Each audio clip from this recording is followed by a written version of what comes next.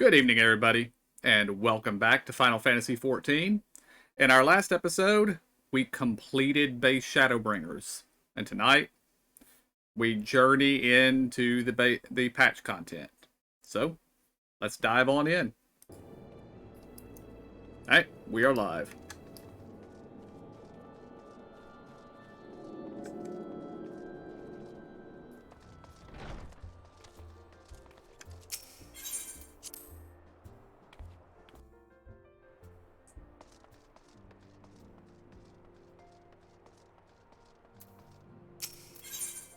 Kath, did you pick it up already? I'm about to right now. Oh, okay. Gods, it's good to see you. I hope your being here means you've had your fill of rest.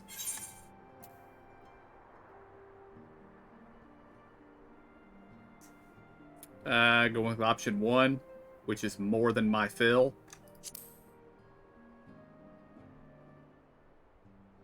Well, you certainly earned it.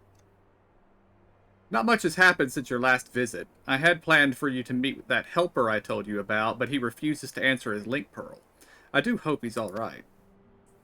We've been exchanging messages with the Eorzean Alliance throughout, though. They say the fighting has finally stopped at the Gimlet Dark, and that the Empire's shown no sign of movement. Which means we might actually have a moment to ourselves for a change. Seeing as you're back, maybe you could tell me more about your time at the First? Great.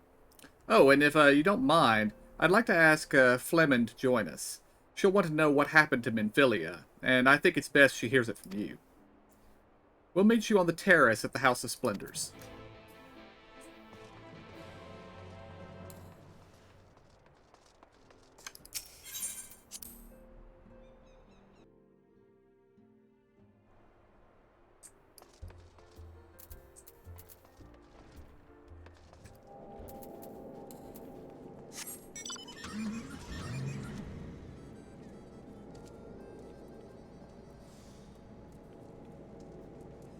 This is the quest that I had already been done. So Oh, you've already gone and talked to Flamen and yeah, okay. when I was trying to do that other thing, I accidentally talked to her.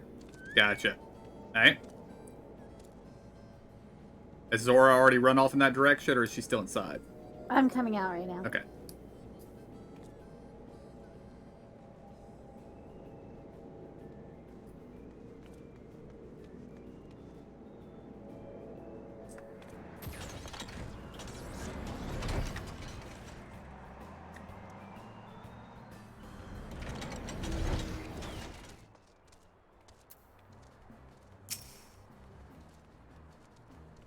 My, it has been too long.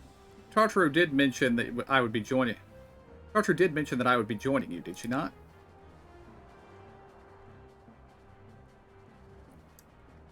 Thank you. Words cannot well express how I've longed to know more of the First.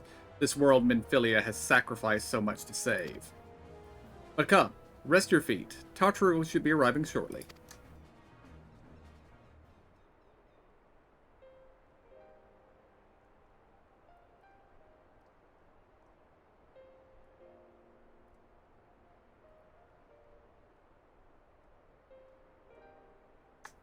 And so Minfilia chose to pass on her gifts to the next oracle, this girl who Thancred named Rhine.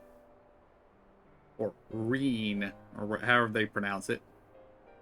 To have such a burden thrust upon her as a child, only to embrace it when given the choice.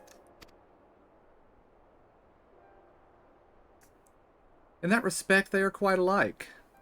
It would seem her legacy is indeed in capable of hands. Might I ask a favor of you, when next you return to the First, to tell Reen what I cannot. To tell her thank you.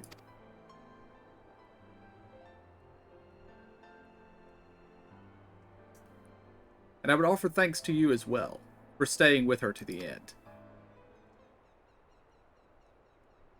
Begging your pardon, but could I have a word? That's our old eye-patched buddy. Real. I hope you're here to tell me you've received word from our helper. I wish. Nay, I've not had a peep out of him.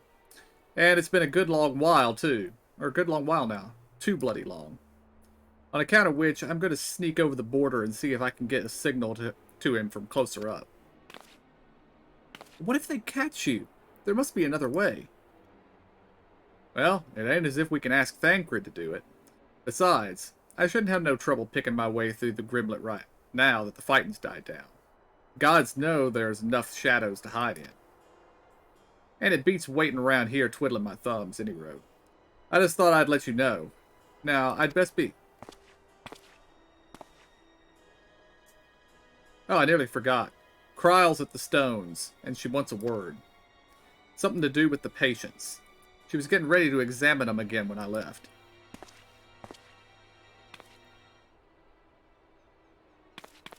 We'd best head back then. I'm sure it's important.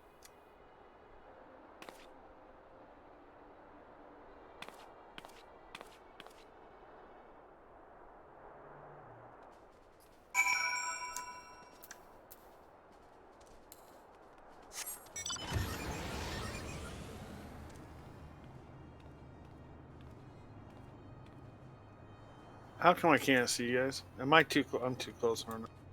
Yes.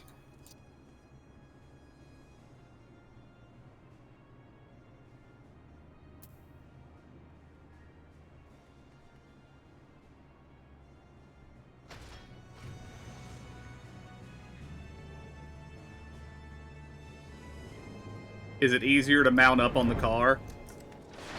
Yeah. Well, I was too close, so I couldn't even see you guys, and then I was too far to actually get in. Gotcha.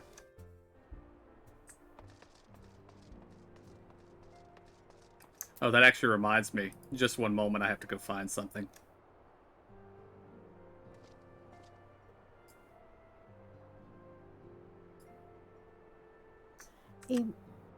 Emo? Yeah.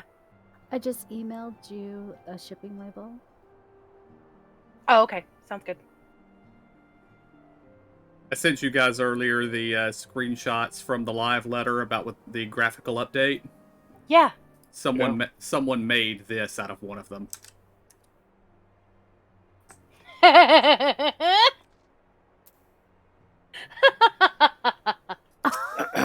Oh my goodness. I am offended. That's terrible. And not only am I offended, but that is rude. Think of her feelings. She's going to cry in the corner forever now. It seems she's still examining them. Oh, I do hope it's nothing bad.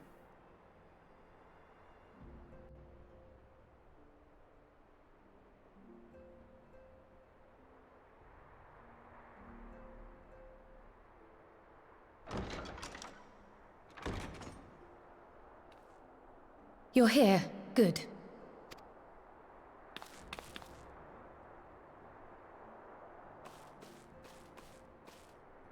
So, how are they? Still locked in slumber, but otherwise in good physical health. For the present, at least. For the present? Oh no, is something wrong with them? I'm afraid there may be.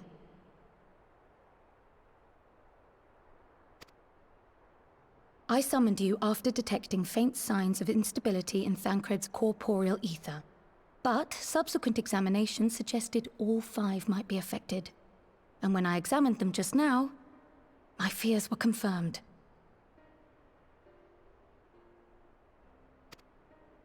Tellingly, the degree of instability varies between them. Thancred exhibits the most notable signs, followed by Y'shtola and Urianger. The twins' ether, meanwhile, remains relatively stable, but there is a change there too if one knows to look for it. Hold on.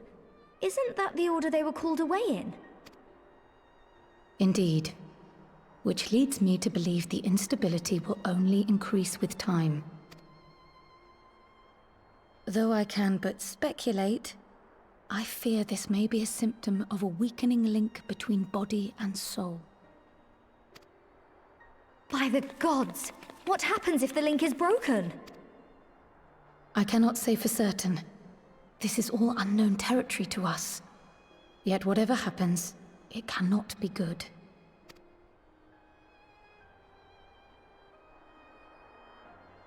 Mercifully, the instability is still only slight. And you may rest assured Master Matoya and I will do everything in our power to keep it from worsening.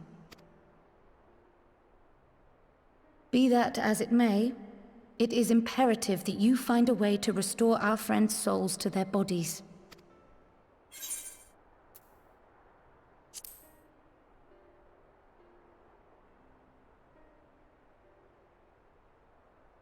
Thank you. But where's he even supposed to start? We had the greatest minds in the realm hunting high and low for an answer, and they ran out of places to look.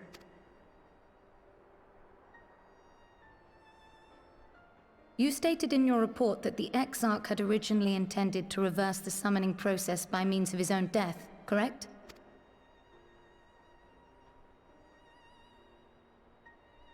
Raha always was a reckless young fool, ready to die for the first righteous cause that came along.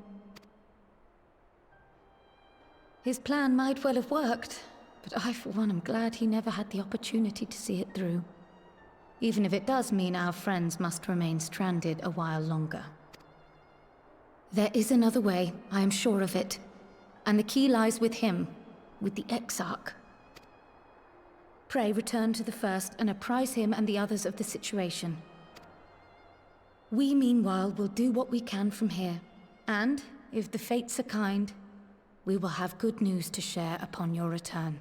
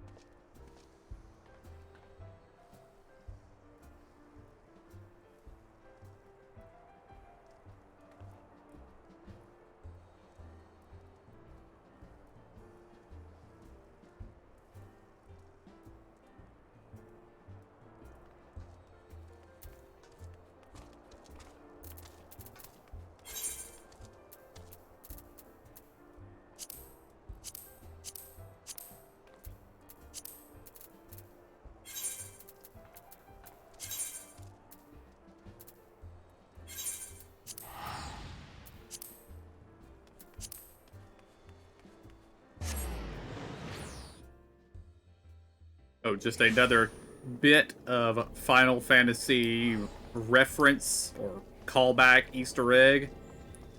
I did not notice this until today, because the version of the game I played was a fan translation, so the names were a little different.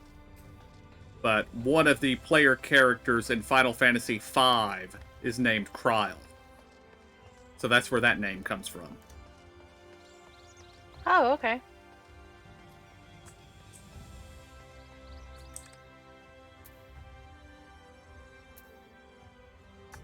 Of course, whoever was translating my version into English translated it as Kara, so...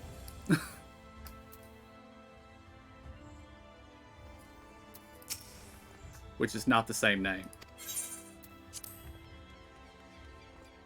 No. No.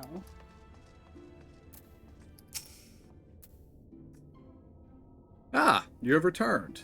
Hope your time in the source was suitably restful. But of course it wasn't. Go on.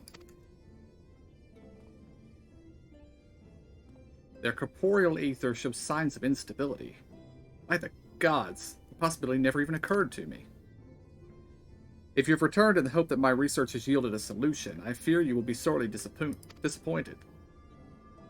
It is but a mercy we have the likes of Mistress Kryl and Master Matoya to keep our friends' bodies safe while we wrestle with the problem. but they cannot forestall the separation of body and soul indefinitely. Come, the others must be told.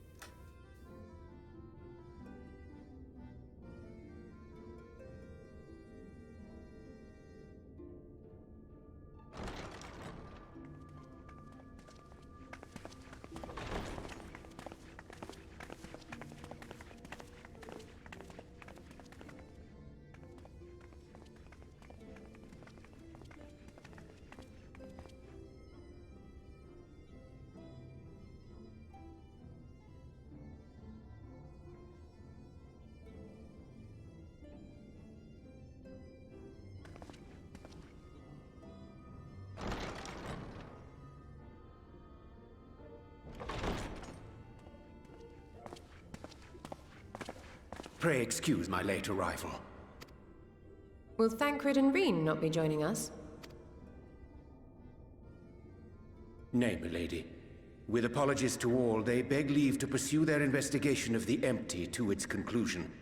Should matters here demand their presence, however, they did assure me that they would make themselves available. Yes, of course. Then let us proceed.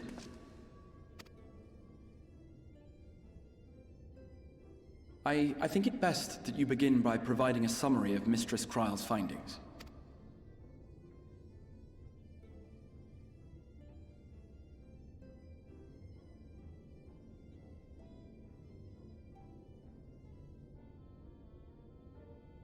I suppose it was only to be expected that some change would occur. Yet our souls seem unaffected, to my eye at least. How long they will remain so is another question. Kryle is right. It is imperative we find a way to return to the source. Perhaps an explanation of the method by which I brought you here will yield some inspiration. Ere I begin, it must be noted that I am by no means a gifted mage. In order to employ powerful magics, I must rely upon the Crystal Tower and its boundless reservoirs of energy. The magic that summoned you was no exception. 'Tis a singular spell, adapted through painstaking effort from the technique that transported me to the first. To use an analogy, it works by cutting a hole in the fabric of reality. A hole tailored to the object of summoning, through which it and it alone may pass unscathed. Though I succeeded in creating said hole, I failed to latch onto my intended target. Instead of you, the spell found those close to you, and ended up summoning them in their incomplete state.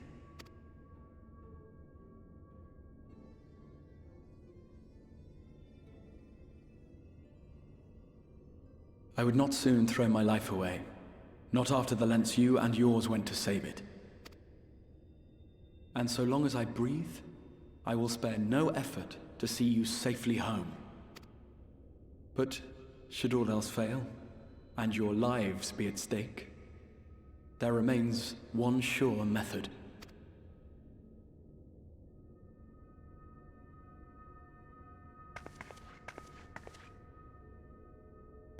Oh! What was that for? How can you even entertain such thoughts? You owe your life to the Warrior of Light, and you don't get to die unless he says so. Your followers await your divine judgment. What did you just...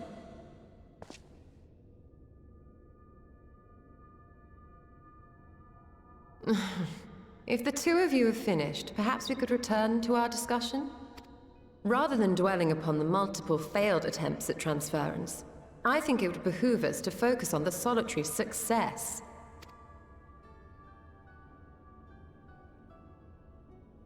I would draw your attention to the fact that our friend can travel between worlds possessed not only of his body and soul, but his personal effects besides. This is no different from the teleportation magics to which we are all accustomed. Magics that allow for the transportation of those inanimate objects one considers to be an extension of oneself. Are you suggesting that simply by considering us his possessions, he could carry our souls back to the source upon his person? Well, it would be nice if things were that simple for a change. But vague notions of ownership seem a rather tenuous thing to stake our lives on. So much as a moment of doubt on his part, and we'd be left floating in the rift. Milady hath the right of it. The requisite fixity of belief would be too much to ask even of our friend. Yet, were we to immure our souls within an object in his possession, mayhap then our safe passage could be assured. White Auracite would, I believe, serve as a suitable vessel for this purpose. It was conceived to imprison the massy soul of an Ascian, and should house one of ours with relative ease. We would need only to ensure our soul's safe preservation inside the stone, and identify a means by which they might be transferred back unto our vacant bodies. Soul preservation and transference. I believe I know of someone who may be able to assist us. On the far shore of the source, there stands a great palace built by the elves. It was forsaken in the wake of the flood, but a certain Numo chose to make their home there soon after. Though they have long lived as a recluse, they once occupied a place of honor in Verbert's royal court, and it is said that none in all of Norvrant is more knowledgeable than they on matters of the soul. Well, I've no objection to seeking a helping hand, but if they've gone to such lengths to hide themselves away from the world, what makes you think they'd be willing to lend us one? A worthy question. Years ago, I myself tried and failed to solicit their cooperation in the battle against the Sin Eaters. No sooner had I begun to make my plea than they unleashed a swarm of their familiars upon me. Unlike me, however, you have curried favor with the Fae folk. By that merit alone, I am hopeful that they would grant you an audience. They may still be inclined to turn you away, of course, but if their knowledge might feasibly facilitate your return home, we have to try.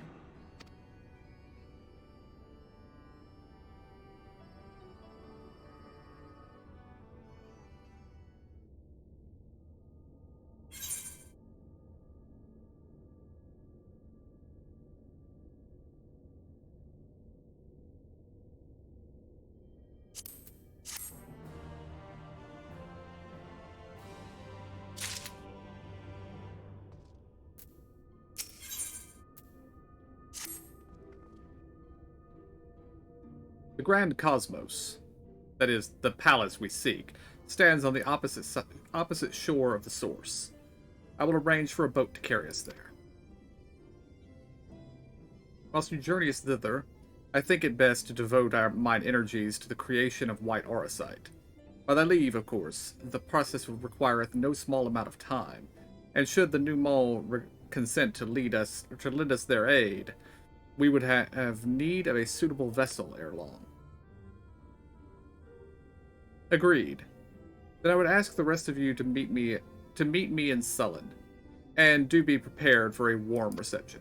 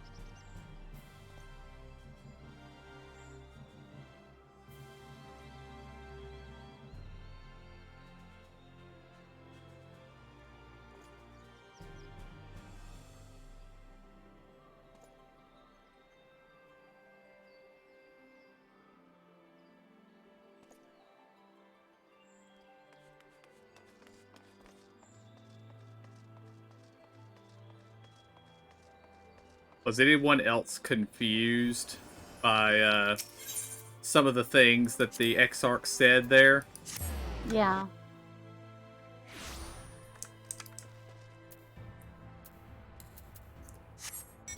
Well, I was specifically confused because he said on 3 different occasions on the other side of the source. Yeah. Well, I have a answer for that. I looked it up while waiting for KJ. Where'd you guys go? Lakeland. Yeah, the front gate. Tessellation.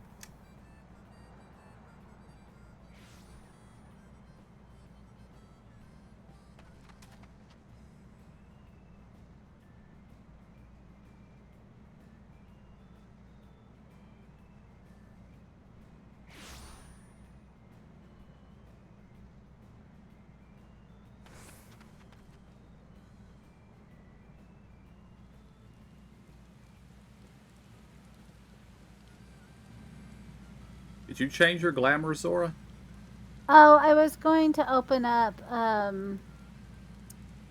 the coffer and have it for my scholar. Gotcha, gotcha. Because we already have 530. I already have a 530 weapon, so. I just noticed that you appeared and you weren't in pink. And I was like, Yeah. is it so purple here that Zora's robes look white? But This is so overwhelming.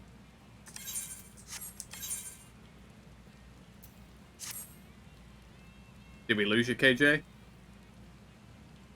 No, I just thought I'd do the same that she did. Ah. So I opened it for my machinist.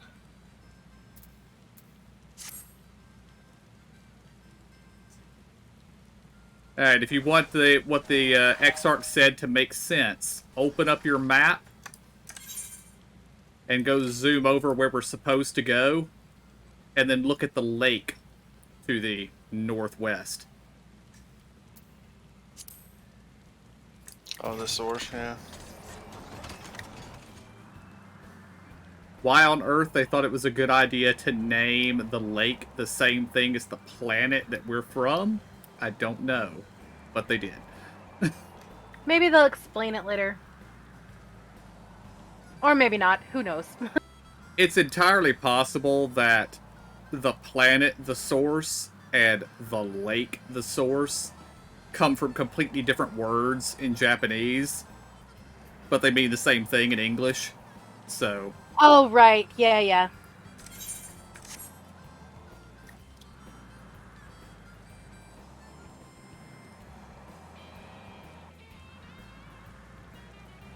And I mean, it does make sense for a big lake that from which rivers flow out to be called the source, but it's kind of confusing in this context.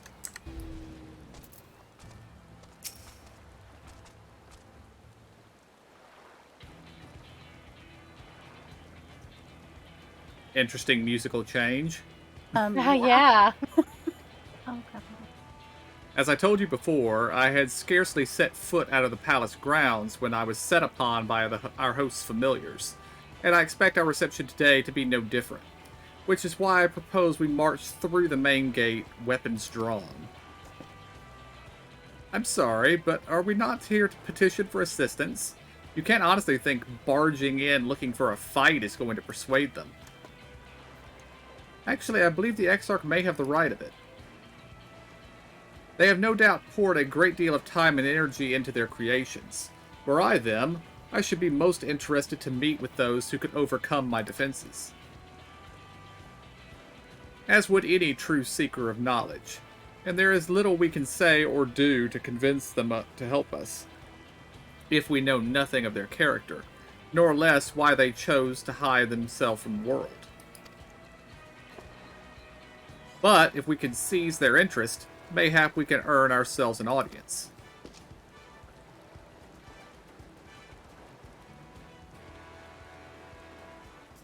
Weapons drawn it is, then.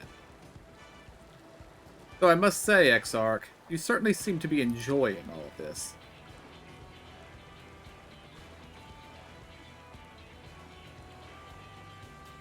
Do I?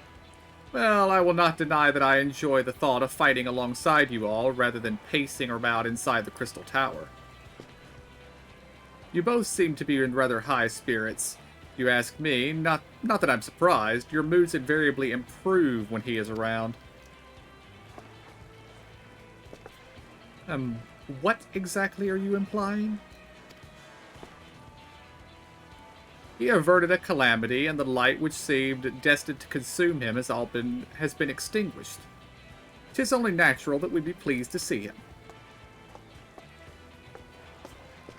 Yes, well, you will have plenty of time to celebrate his good health after we've finished here. Of course. Then let us proceed to the palace.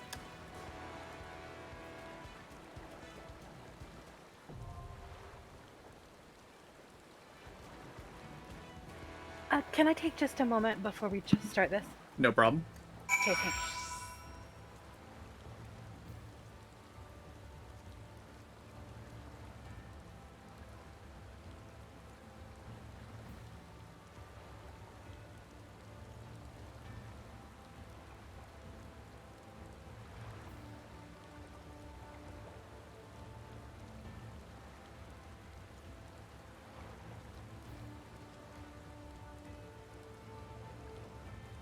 So, no, yes, and maybe. We shall take the Red Mage follower. Huh? I'm just talking to myself. Ah. Hey, if I got following going on, then you gotta let them join.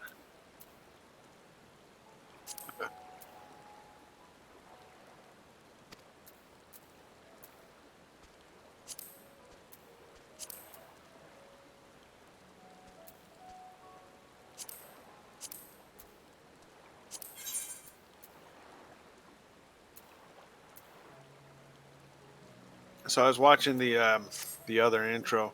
Alphanol has the 4 little laser pew pew shooters that the Sage has. So does he become a Sage then? Yes, he does.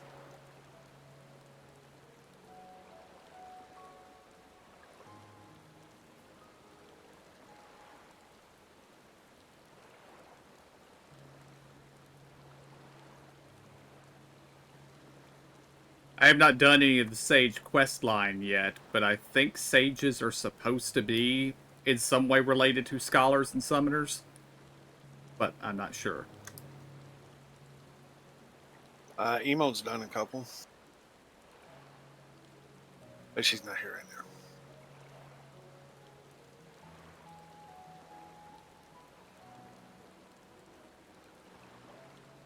now. Okay, I'm back. Welcome back.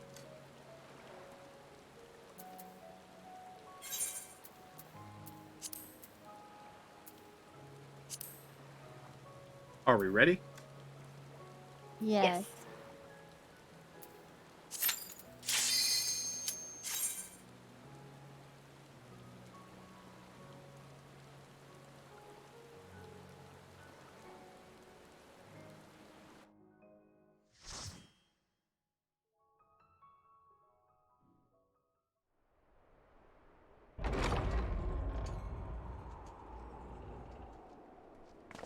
So you can make the rings and bracelets?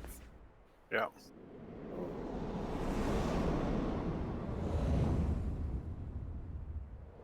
I think next too, but I can't for sure make them.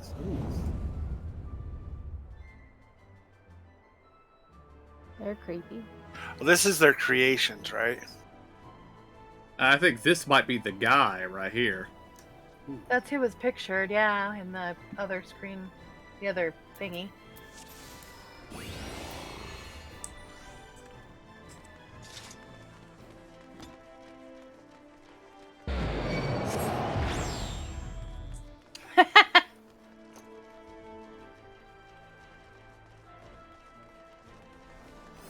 Oh, by the way, I liked that Alice flipped the X-Art. Indeed. Yeah, that was hilarious.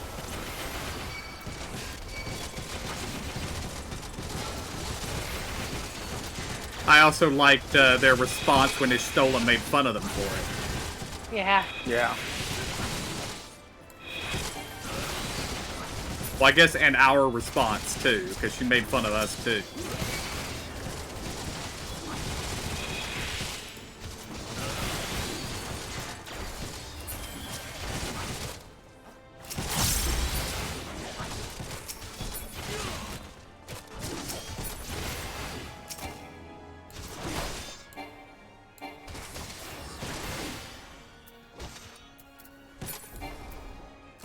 Oh my hell. Hmm? I cannot target that last guy. I think my camera was too far into the back. Or in the wall. That's what tab's for. Well, I tried to tab, but I actually ended up trying to talk.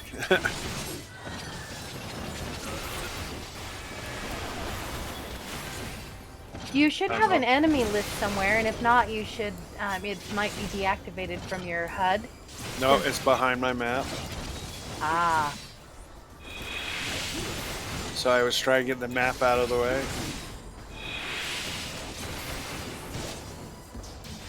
If you need a minute to fight with your UI, KJ, you can have it. We all know Emo's had a hard time with her UI. Plenty of time. Give me a moment to be alone with my UI, is that it? Yeah.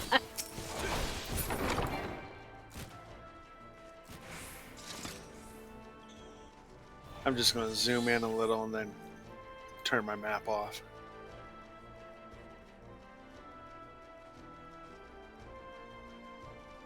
Oh, by the way, what add-on manager do you guys use for WoW? Curseforge? Oh, yes. So Overwolf? You guys? Yes. Yes. Yeah. Okay. Okay. During the time when only Twitch was still available to do it, but they'd already announced they were getting rid of it, I had switched to WoW, and last week Overwolf announced that WoW is no longer going to have access to Curseforge, so I'm going to have to switch. So just making sure if you guys were using something else, you might have to look into that. Well, hallelujah, because it would be way too much trouble. Yes. Yeah.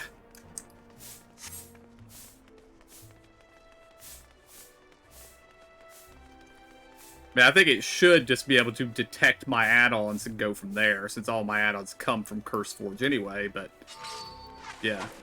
Well, most of them do, at least.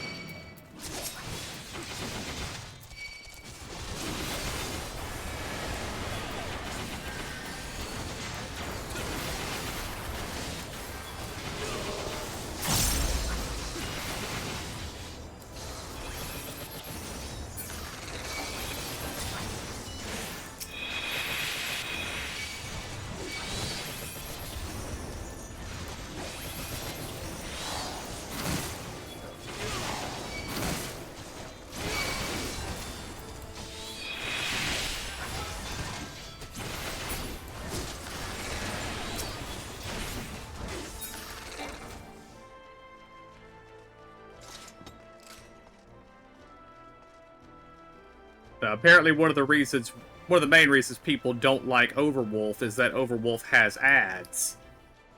And, of course, they have ads because they apparently pay the add-on creators, which is something Twitch never did.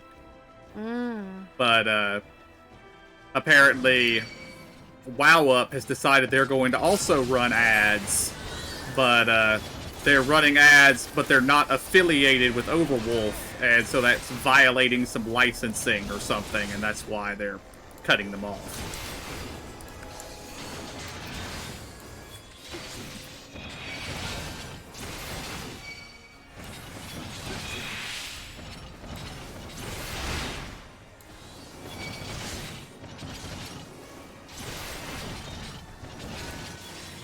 Of course, it won't be much trouble for me to switch, since I do have the Overwolf thing installed on my machine. I use it for Minecraft, so... Oh, that's good.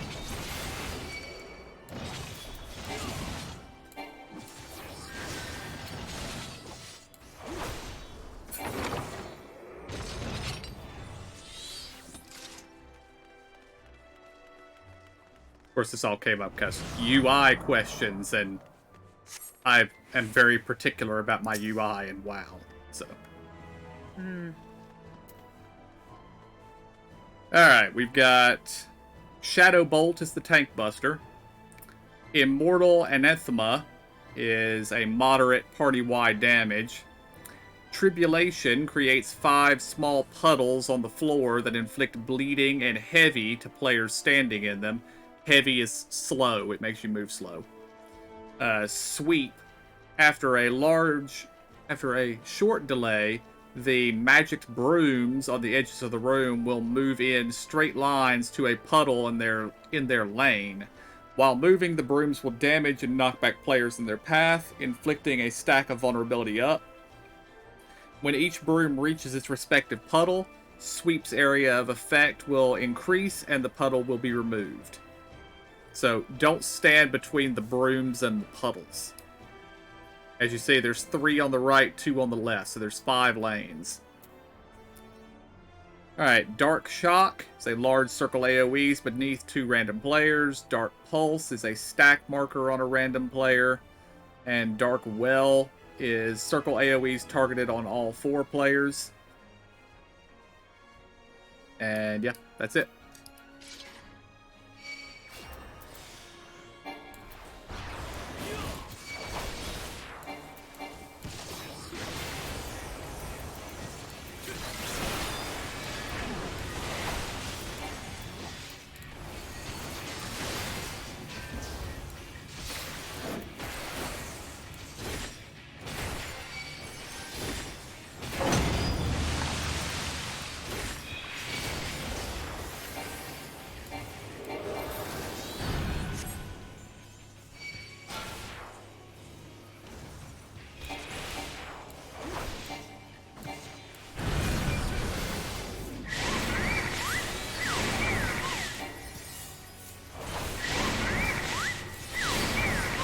Oh my god. I did not actually think they were going to keep going across the map. That's why I got close to the...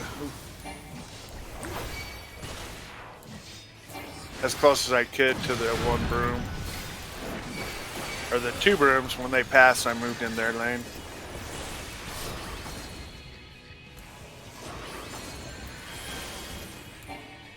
I just got zapped. Sorry, incoming. My own fault. I saw the tank buster too late.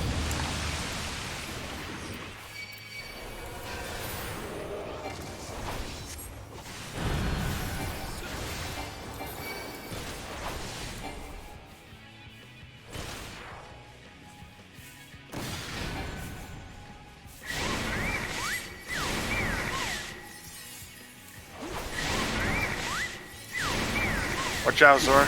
Yeah, I thought they went in a straight line, but they don't. Even from the last time, I thought they went in a straight line. Well, if they hit the puddle, then they get in a big arc on there, big swirl. And they're cleaning. Gotcha. That's what hit me.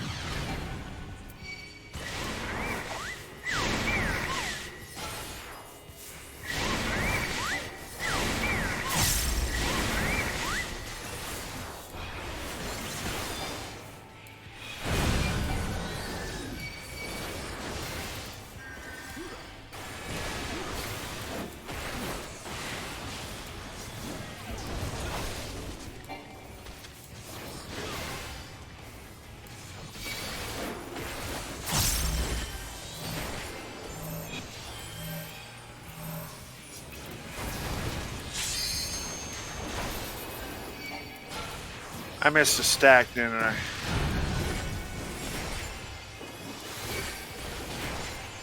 Zora and I got there, so everything's Yeah, it was fine. okay.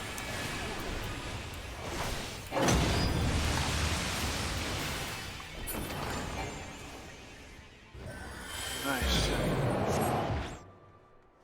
Ooh, I leveled. Congrats. Thank you. That puts you at what, 89 now? Mm-hmm. Nice. We need to get you caught up. Why? I'm perfectly fine where I am. Yeah, it's... So I can make you some 545 rings and bracelets. Well, then that's one thing there is that's also not much use. Because in here, we're wearing 470s. Oh, yeah. No matter what we're wearing 470s. So.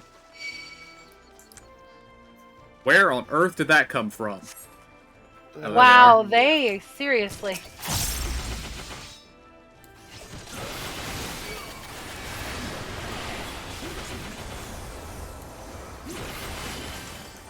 But I won't say no to 545 gear, but I don't really need it either.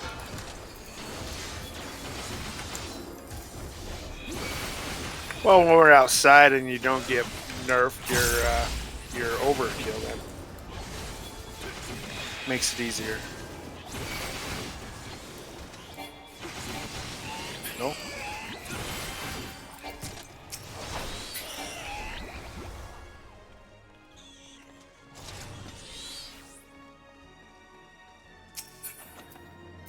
This is a pretty area, so... Mm-hmm. I see why he claimed it as his own. Yeah.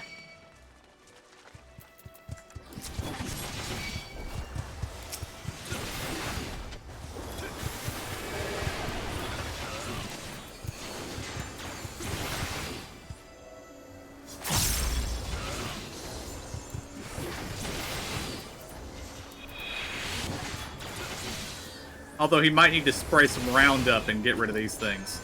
Yeah.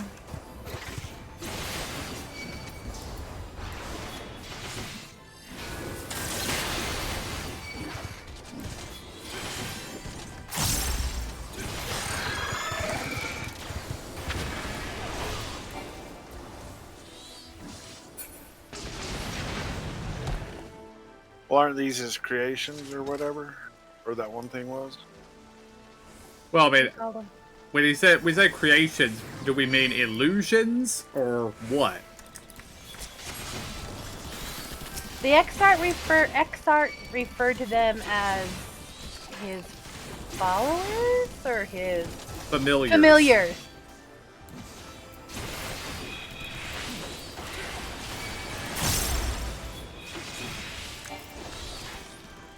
Which could really mean just about anything.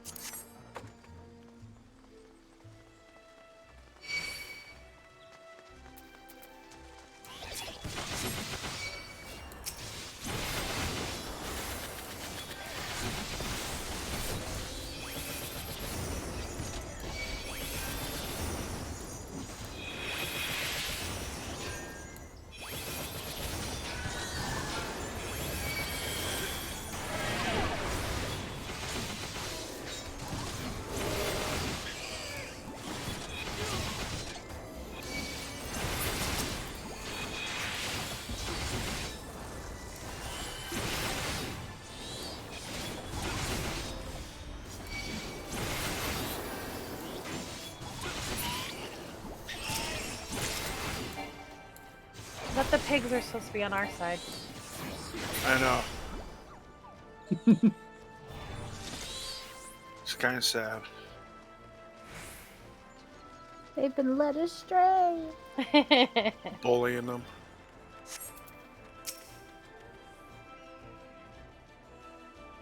Alright.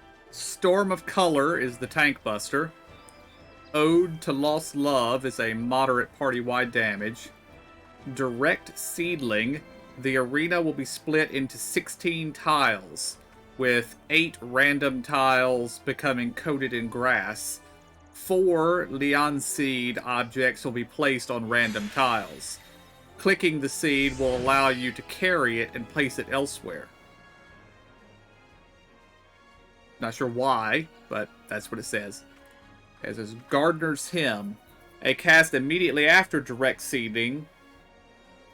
At the end of the long cast, the Leon seeds will sprout into Lover's Ring ads. Seeds that sprout on barren tiles immediately die, while seeds sprouting on grass tiles must be killed through combat. Oh, so you want to move them to a non-grass, those seeds to the non-grass tiles. Right.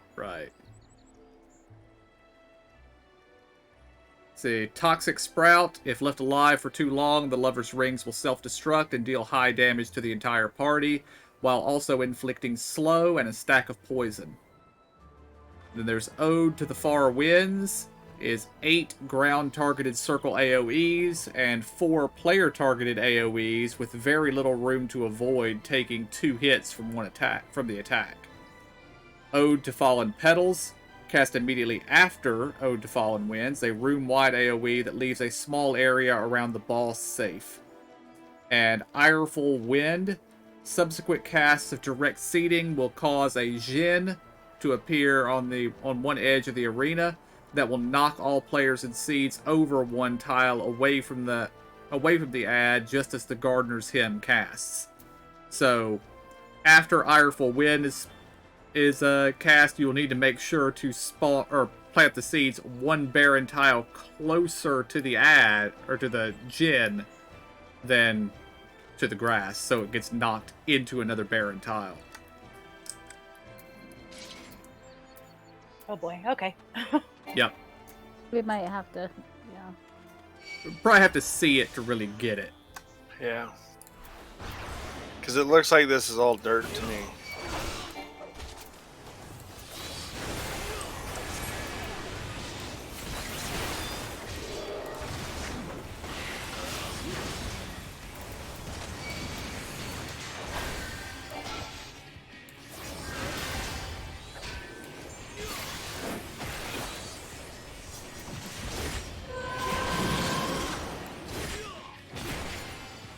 Alright, here it comes.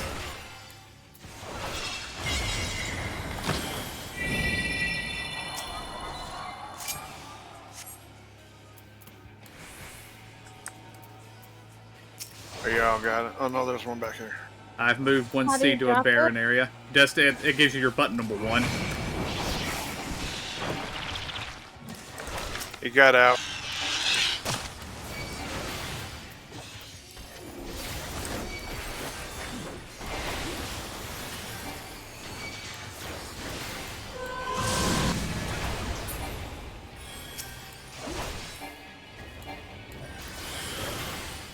I got there just in time for it to drop and sprout.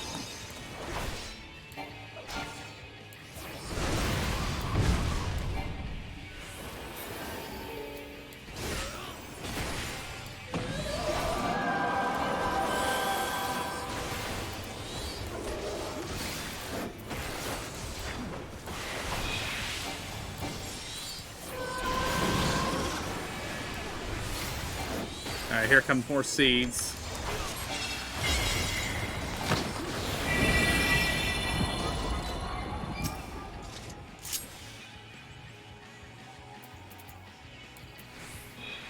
Stack them here where I am. If you can. That one's fine over there, Zora. Sweet, that worked out good.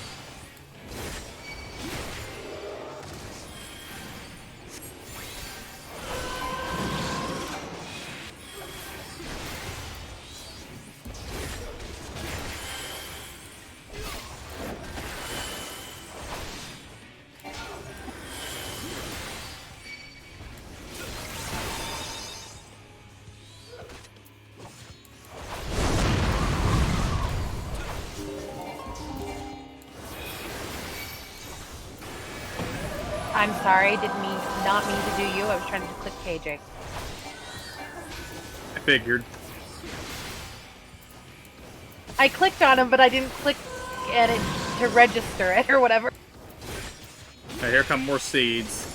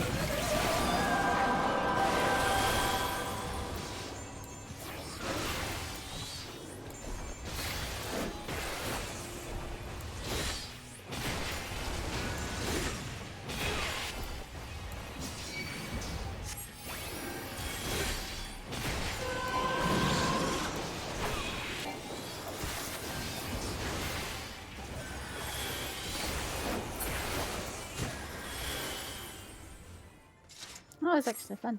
I liked that fight. Indeed.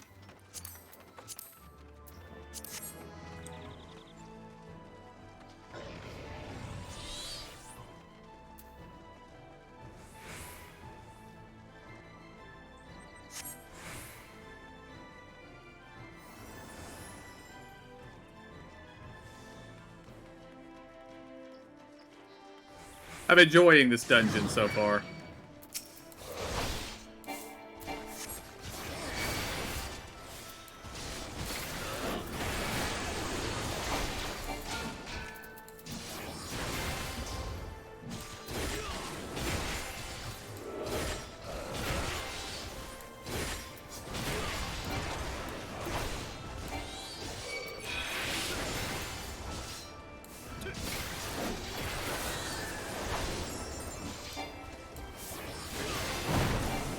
Wait, are the brooms talking backwards talk like the brooms in Final Fantasy 1?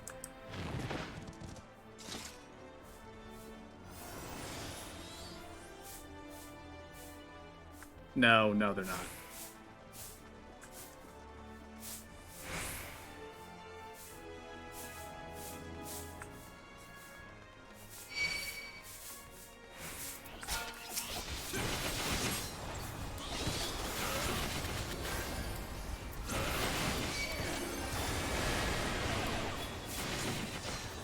I find it funny that the brooms are completely ignoring us. Mm-hmm.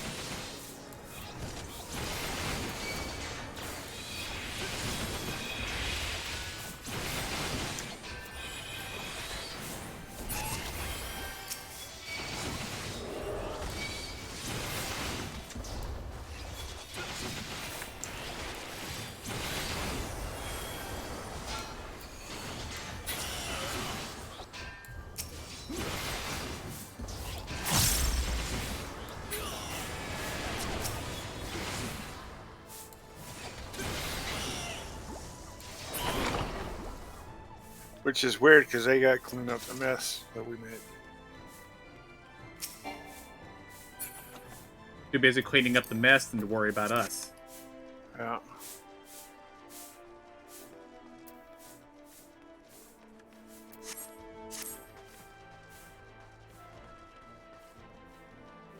Ghosts at a party. Oh no, we're in Karazhan. Yeah.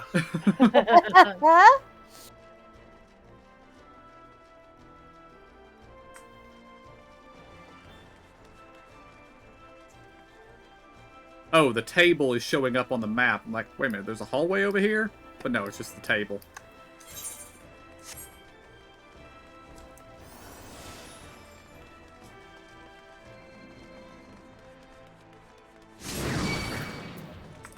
Okay, that was a cool effect, them coming out of the picture.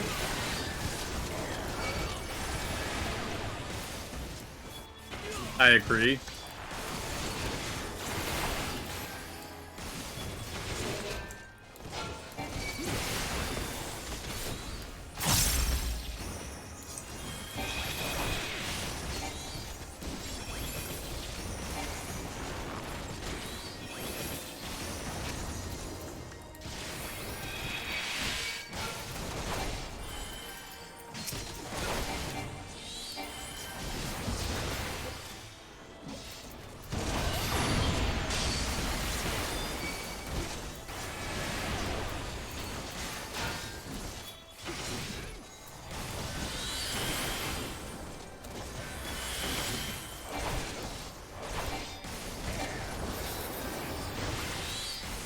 Sorry.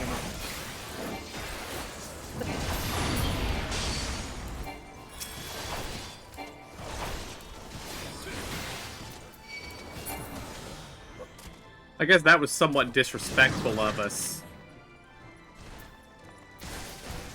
What's that? We downed the DPS before we downed the tank. Well, there was an archer sitting back there, and he was staying out of all my AoEs, so I focused on him. I was gonna say we downed the DPS and the healer, but I don't think there was a healer. Although this guy might be a healer. Which one? Hammond. Yeah.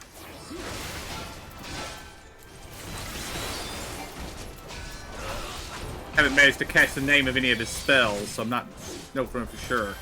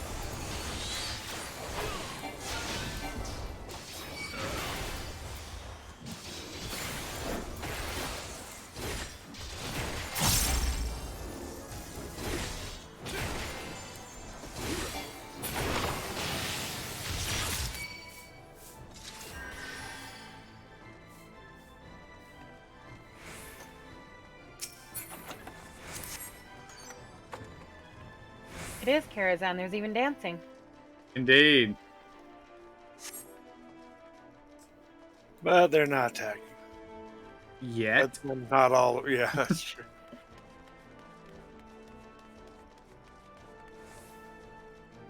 Yeah, I had to say it, right?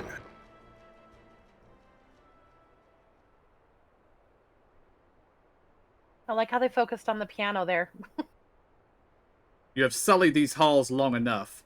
Come, Lugus. Our guests yet want for company.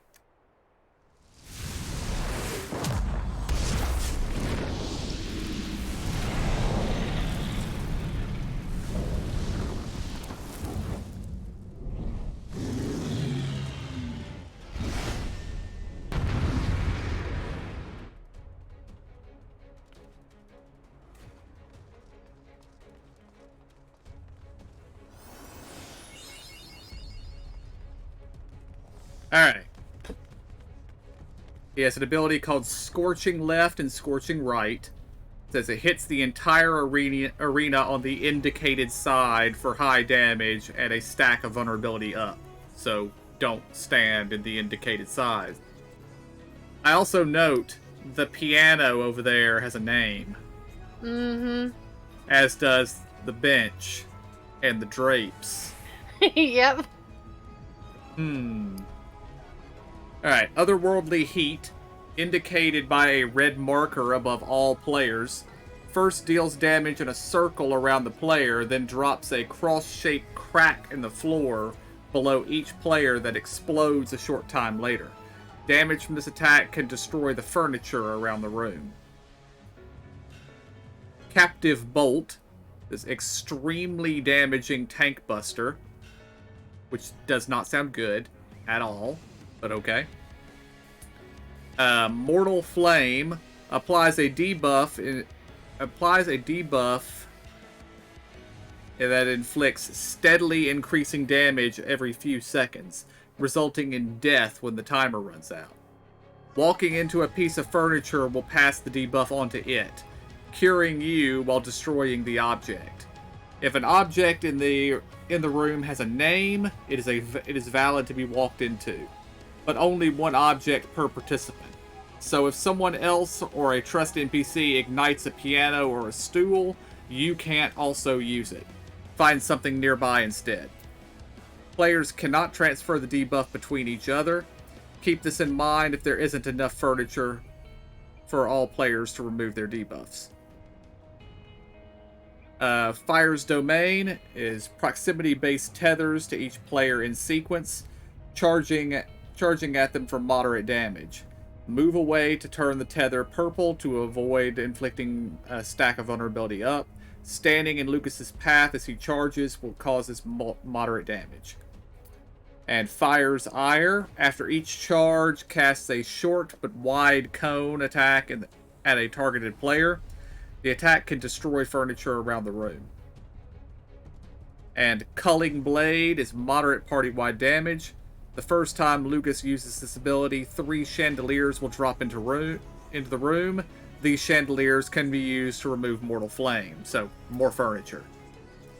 So basically, do not stand near any of the furniture at any time other than when you're trying to drop mortal flame off.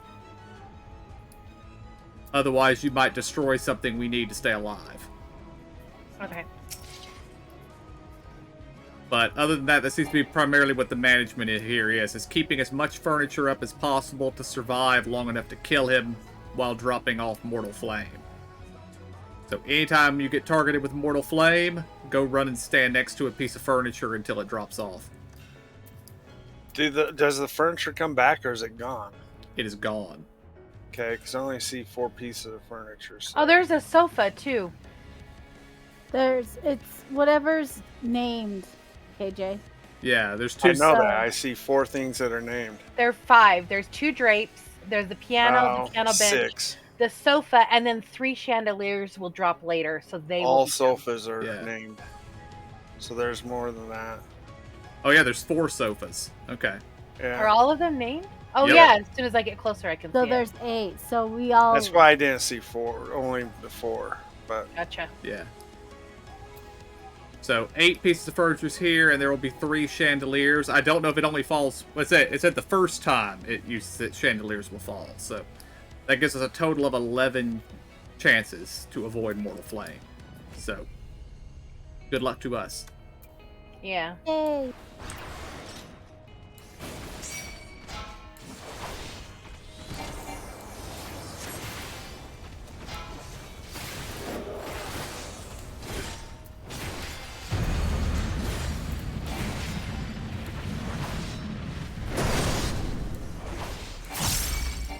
I missed that. I apparently. didn't get out either.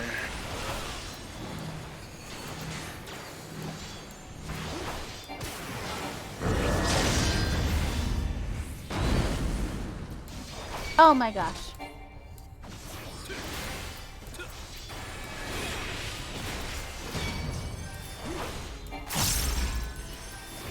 Thank you. Here comes mortal flame. It's targeted on me. I'm gonna go light a sofa on fire.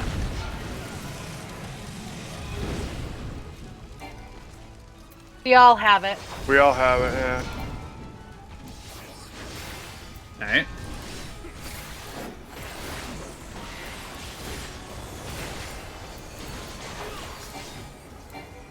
Sofas might be good just for you to... Oh, shit. What's this? Oh, he's shooting a line at you.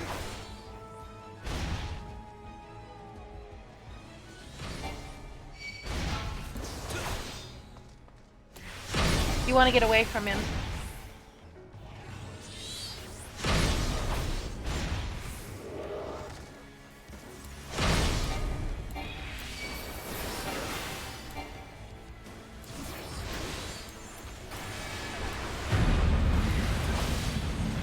Well, he hits and then he does that cone. That's pretty rough.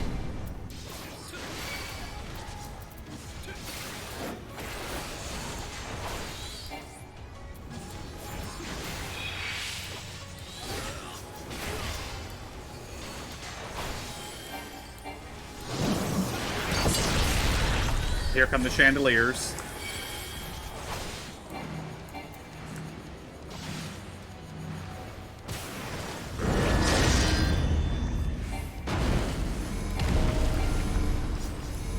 I had one chandelier to not survive that.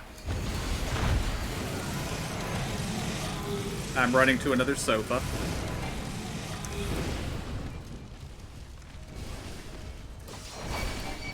So were we all targeted then? That time? Yes, we all did it at the same time. Okay. So there's. I didn't get it last time, so. Oh, okay. So there's only 3 pieces of furniture left.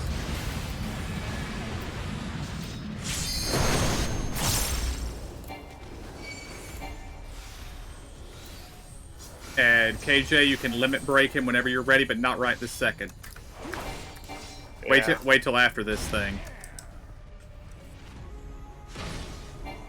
If you're in the corner, he'll do that against the wall, so that's good.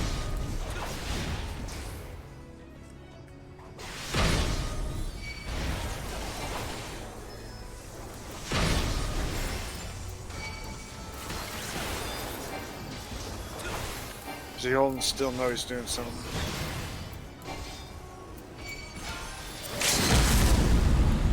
Limit break.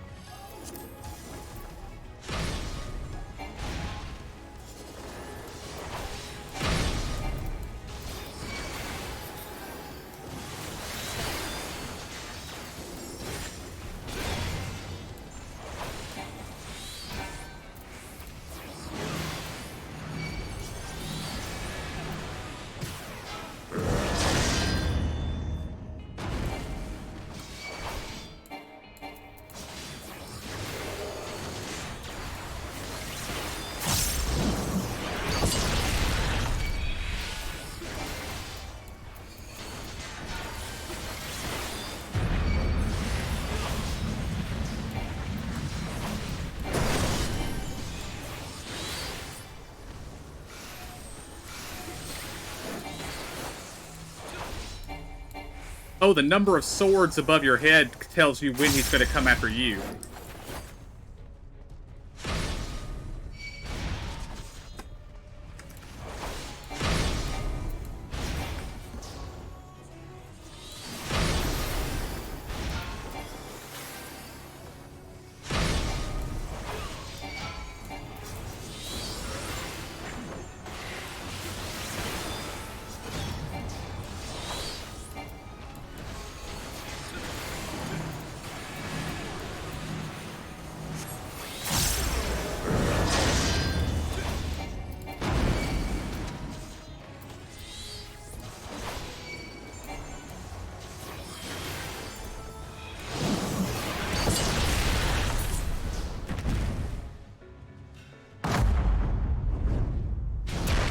Well, that wasn't too bad since he stopped casting his kill you instantly ability. Mm-hmm. Yeah. We had 3 pieces of furniture left, so. Indeed.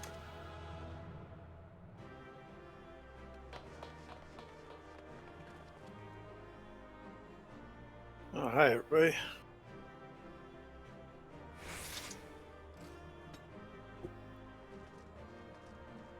They were here the whole time. What are you talking about? Oh, yeah. As usual.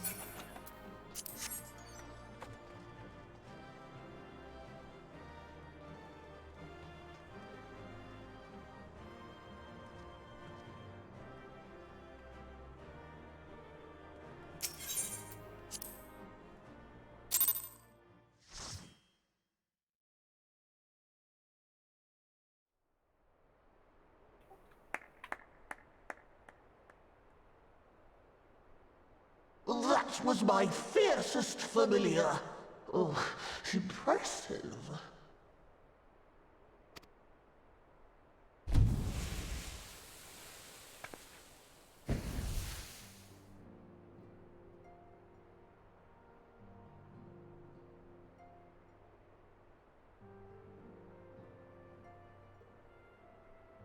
Yes.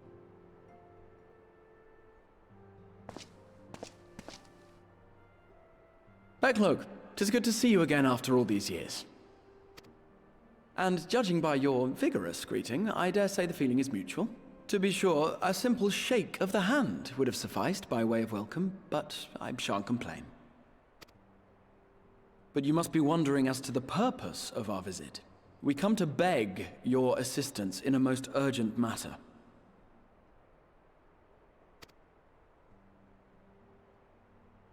Shake?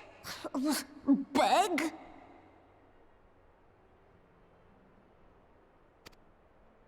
Our comrades' very souls are in danger. If we are to save them, we will need the benefit of your unsurpassed knowledge on the matter. Please, will you not sit and hear our plea? Oh, how dare you! How dare you speak thus in my presence! It was to escape such words of temptation that I hid myself from the world of men. You are sinners, one and all, and I swore never again to have any part in your affairs. I can only imagine what terrible events forced you into a life of seclusion. But I know that the Numo are a good and noble folk. It is not in your nature to turn a blind eye to the plight of those around you. And in treating with us, I am certain whatever mistrust you feel for man will begin to heal.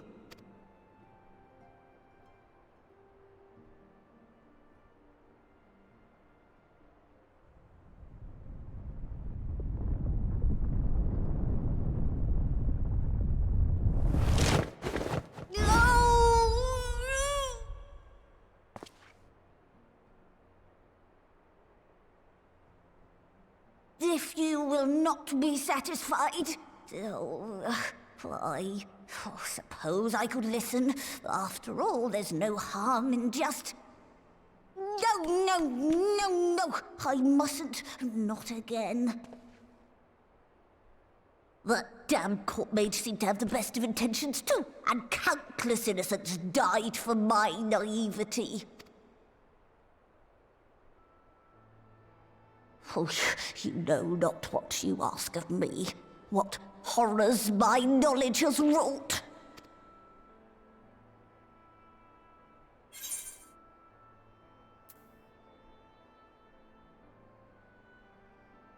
How many options do you guys have? 2. Okay, I have 3. So I'm going to go with the third option, and I will explain afterwards. Okay.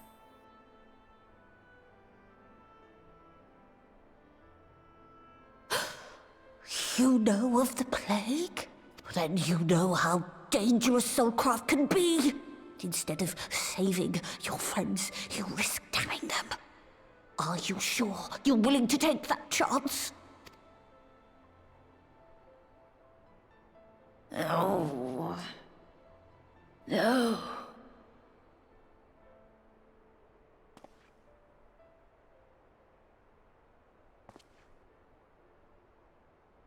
Oh, very well. I will hear your petition, but that is all. And I expect fitting payment for my troubles. Commensurate with your contribution to our cause. No more and no less, I promise you. With that settled, might I impose upon you to join us at the Crystarium? I'm afraid the nature of my friend's predicament calls for absolute secrecy.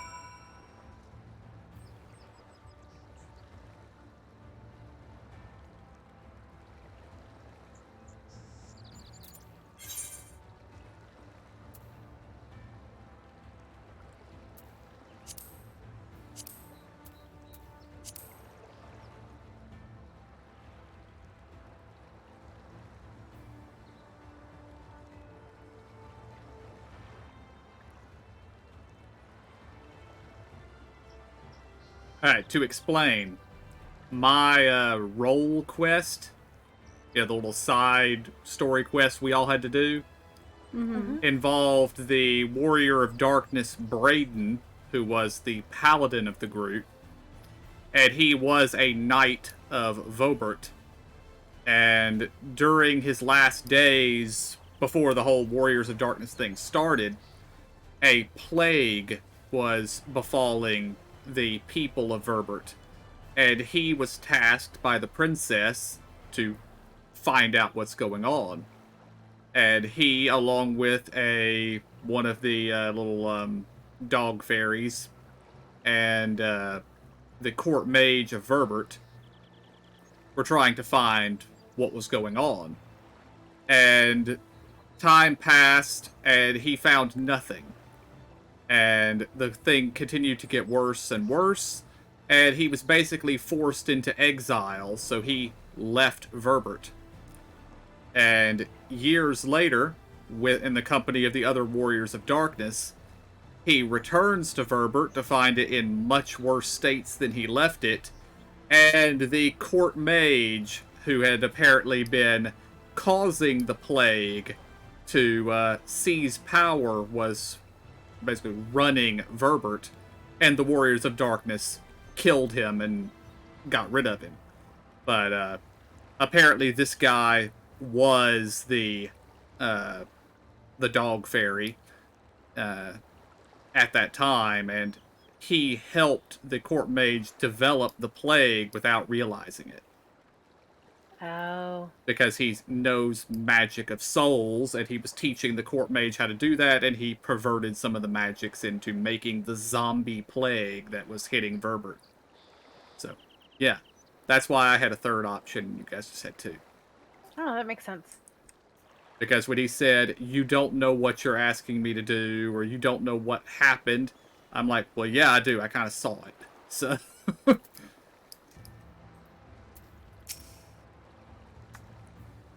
There you are. The others have gone on ahead to the Crystal Tower with Beck Lug. For the record, I truly wish we hadn't had to resort to using such words when treating with him. I have ever sought to convince, not compel. Yet I cannot deny that a part of me is glad Oriange shared his knowledge of the Numo with us. Had he not, Begluk would not be here today. Wouldn't be here. Speaking of whom, we should hurry. To keep our guest waiting would only add insult to injury.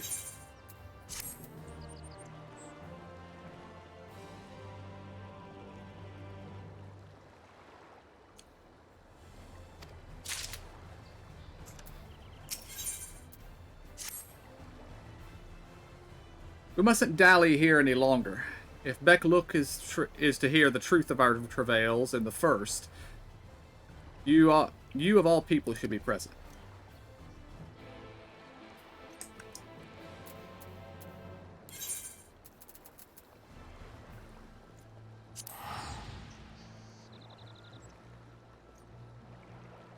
If you're wondering why I'm doing the teleport, it cost me 56 gil.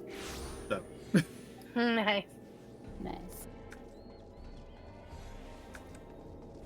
I don't know what it would have cost KJ, but that's so little I don't care. So. Well, I haven't turned on the teleport thing yet. Mine. Gotcha. I just barely got 10 of them today. Finally, they won. Okay, where'd you teleport off to? I'm just running straight for the occupant. Stairs. Yeah.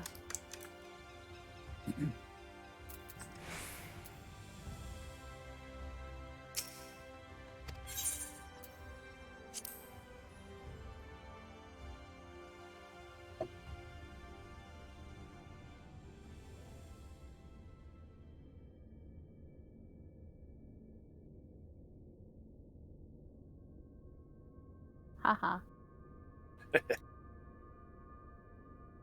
Come, D'Artagnan! Come on! We're saving the king! Put that whole body in that swing. Do you see that? Mm-hmm.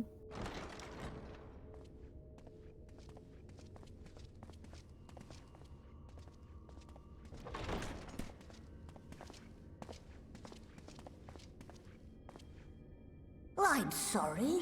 You mean to tell me not only that the return of night was your doing, but that you hail from another world as well? Everything we told you, of the source, the shards, the 7 umbral calamities, all of it is true. I realize how fantastical it sounds, and I would not blame you for doubting our testimony. But given your expertise, you must surely have noted the peculiar nature of their souls. Any other time and I would have dismissed your stories as balderdash and flummery. But upon closer inspection, 'tis plain their souls are far denser than is normal, and that they do not possess true bodies. Save you. Your body is your own, and your soul is the densest of them all.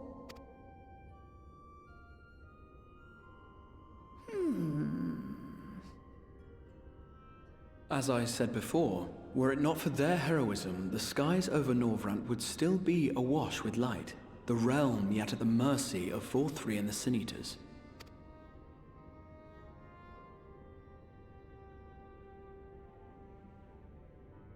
After all they have done for our home, seeing them safely back to their own, it seems the very least we can do.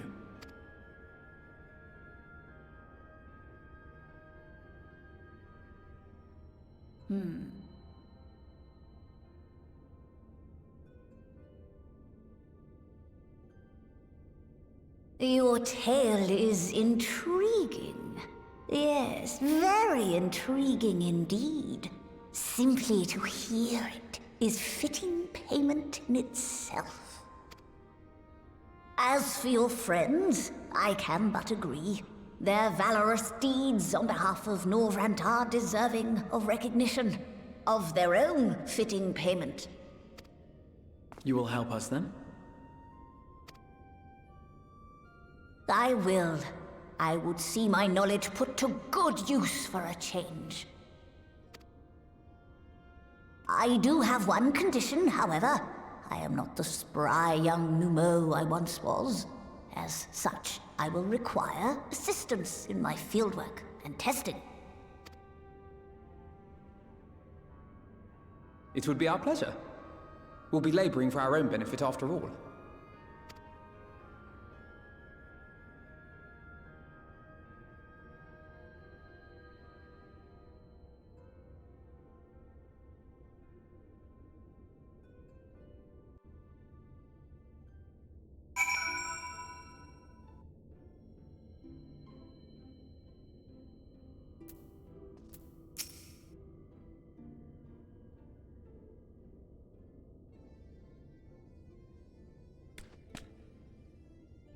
You have spun quite a tale, but tell me, have you given any thought as to how you might return to your world?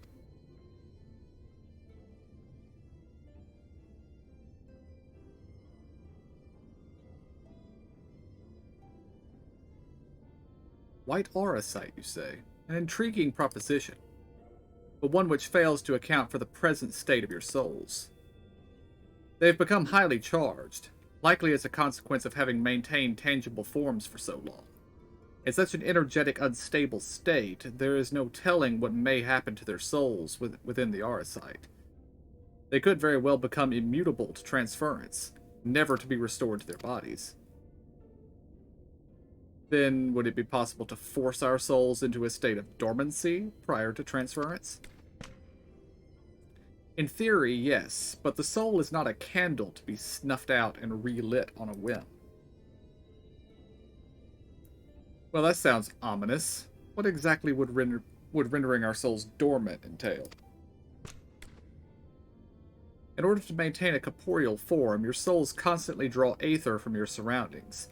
This process must be halted, and the resulting surfeit of aether removed. Your minds would ultimately be separated from these faux bodies of yours, rendering you incapable of interacting with the world around you. A cruel fate under normal circumstances, but one which will be rectified upon your return home. leaving lifeless husks, like those poor souls at the end of Journey's Head, corrupted by the Sin Eaters, their ether made stagnant by light. Corrupted? Stagnant? Might I see these unfortunate individuals? Why? Do you think you might be able to help them? I might, or I might not. But I shan't know for sure until I have seen their condition firsthand. And I would be glad to take you to them, on the understanding that you won't do anything which might increase their suffering. It was my faith in man I lost, not my compassion. Well, I see no need for all of us to accompany you. While you escort our guests to the inn, I will assist Oriange in creating the requisite aura site. I believe my talents would be better applied to that endeavor as well. Might I leave the three of you to assist Bekluk as necessary? Let us make for Amareng, then.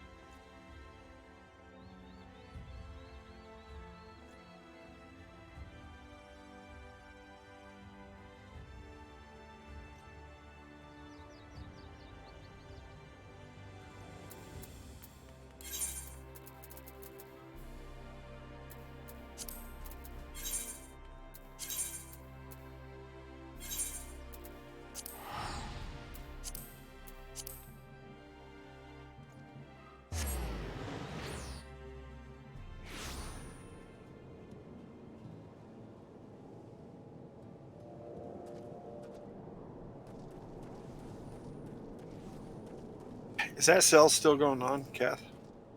I don't know. I bought that literally moments after you guys said there was a sale going on. Ah, okay. I think it's good through March 10th. That's where you guys were. I couldn't see your dots.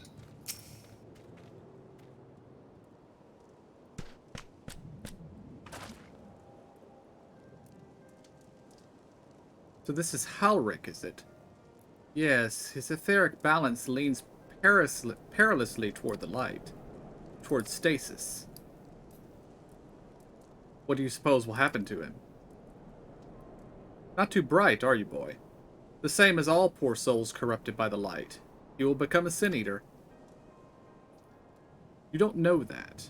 We've defeated the Wardens and banished the light from the night sky. Halric was completely unresponsive before, but now...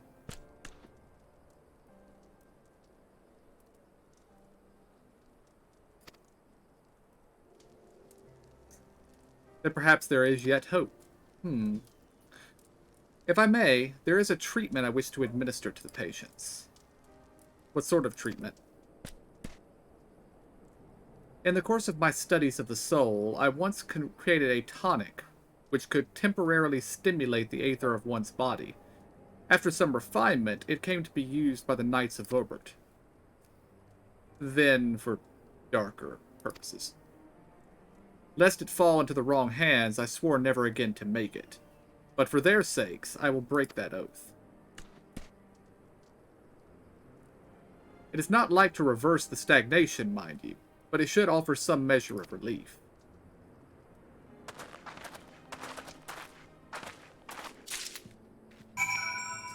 Wait, everybody goes walking off. She didn't tell us what we needed.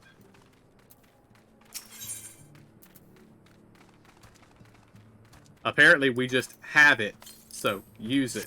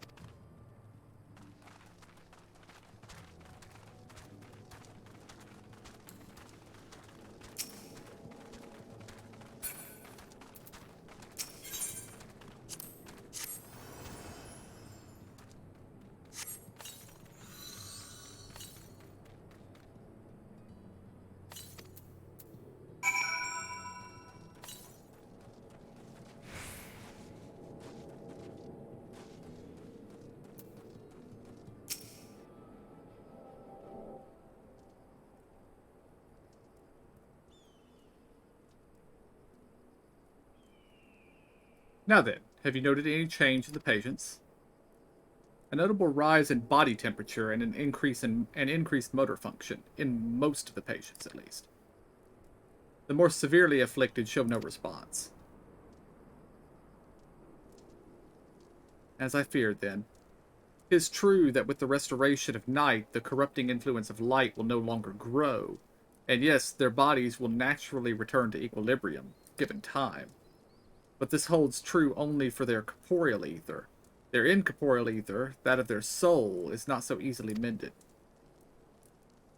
Which is why those in the later stages of corruption, like Halric, appear unaffected by your tonic.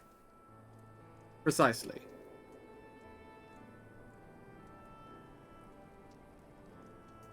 The boy's soul is too far gone, his mind held together by the finest of threads. There is a chance he may one day recover, of course, but it could take years, decades even. By the gods, he could wait to find himself an old man. A fine reward for his persistence, the opportunity to mourn the life he never had a chance to live.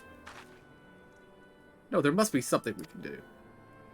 Look, I realize this is not why we petitioned your aid, but do you think it possible to find a way to hasten their recovery? Maybe. Nor do I think it impossible that in treating them we might learn something of relevance to your own predicament.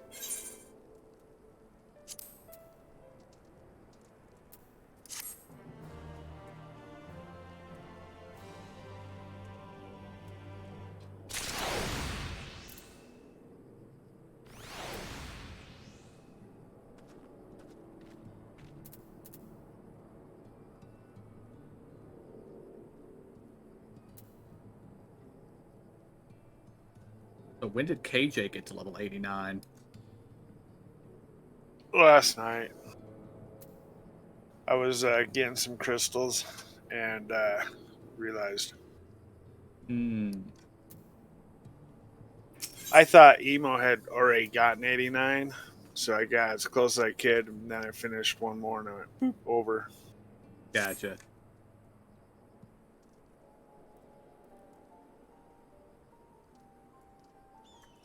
I suspect the Crystal Exarch has told you of my past. That I was once a mage of the royal court of Verbert, and that soulcraft was my field of study. The tonic you administered to the patients here is one of the fruits of my labors. I hoped to do great things for the kingdom. But in the end, my knowledge brought only suffering. A plague the like of which none had ever seen. In the hands of unscrupulous men, what should have been my greatest triumph instead became my greatest shame.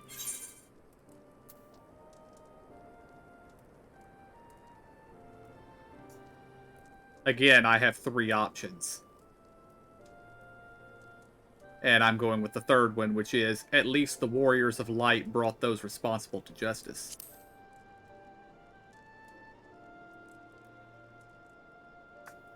Aye, that they did.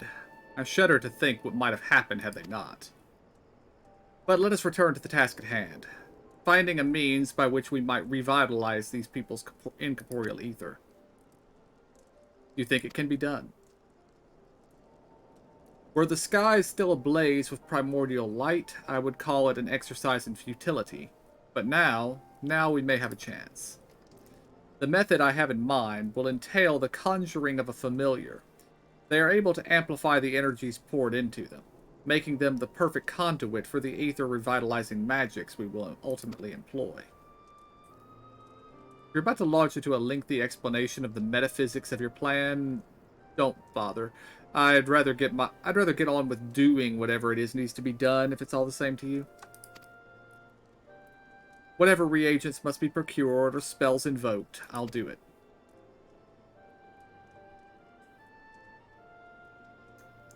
I admire your spirit. Very well, your first task will be to gather the necessary materials. The purest of waters and the finest of clays, as well as a fey lantern brimming with pixie magic. If you're convinced the resulting familiar could help these patients, fine. Alpha Node, the water and clay will be simple enough, but I think you know what we'll have to do to get the lantern. You don't mean... The pixies took quite a liking to us before. If we humor them with our company, I'm sure they will be willing to help us. Fine. We'll pay a visit to Ilmeg, though I never thought you would be the one to suggest going back there. I'm impressed you've been there at all, let alone befriended the Fey folk. Oh, while you're about it, seek out the new mole of Pla Ine.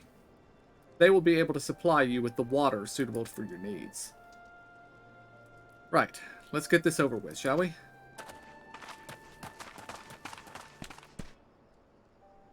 There still remains the matter of the clay.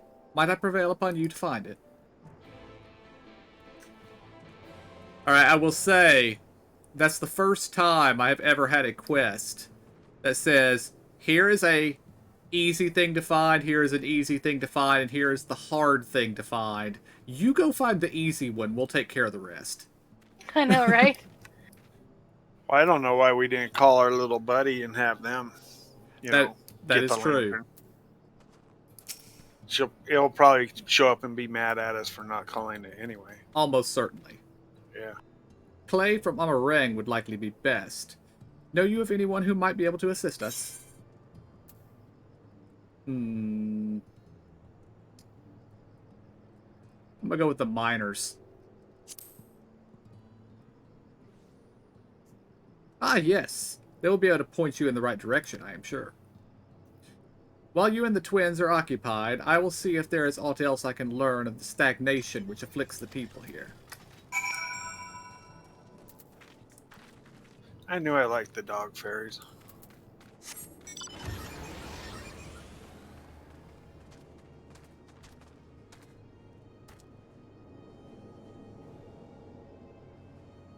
Did anyone else offer something other than going to the miners?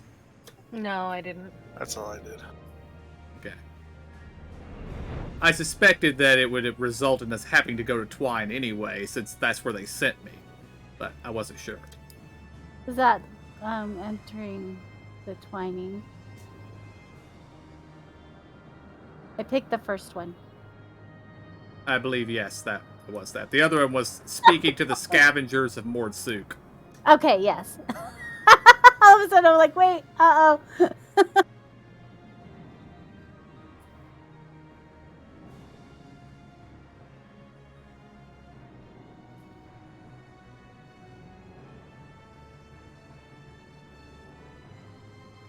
And this music that is playing is the music that played while flying this thing around in Final Fantasy IV. So, Nice. maybe a different mix of it, but yeah. I mean, Final Fantasy IV was on the Super Nintendo, so it had Super Nintendo music.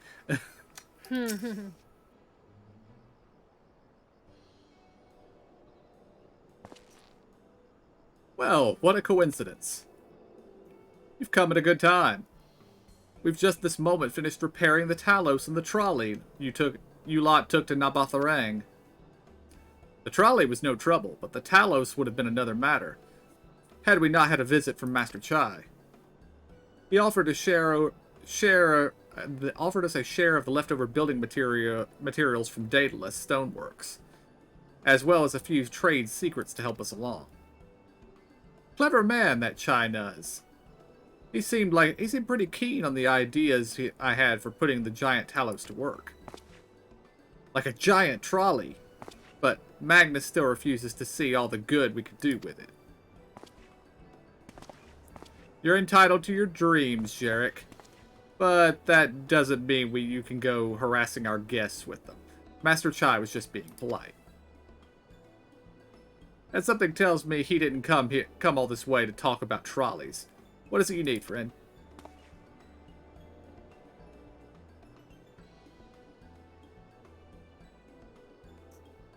I see. And this familiar requires clay from Amarang? Well, look no further. If anyone could find you some quality clay, it's us. Saying that, it isn't exactly a commodity nowadays, but there must be some lurking somewhere or another, waiting to be dug up. If I'm not mistaken, there was a time when we used to take clay from Mount Buren mines to make adobo bricks.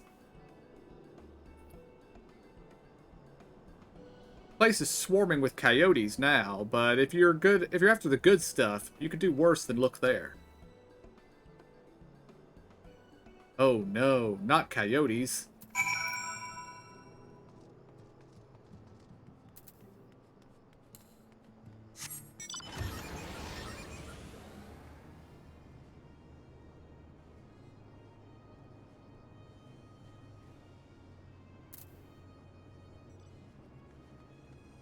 Not close enough.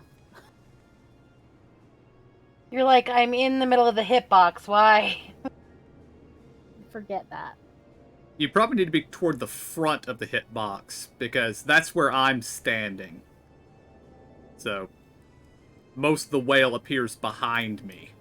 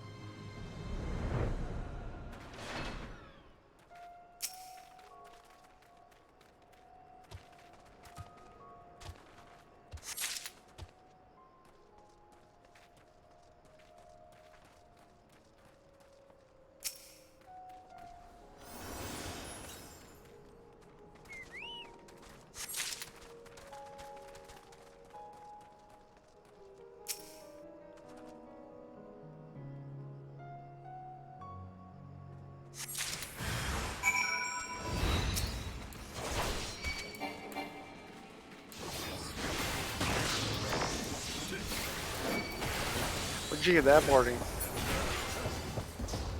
I made it. Oh, it's cute. I like it. That's the Expanse barding. At least I think that's the one I made. Yeah, it says expansive. Might have Expanse to boarding.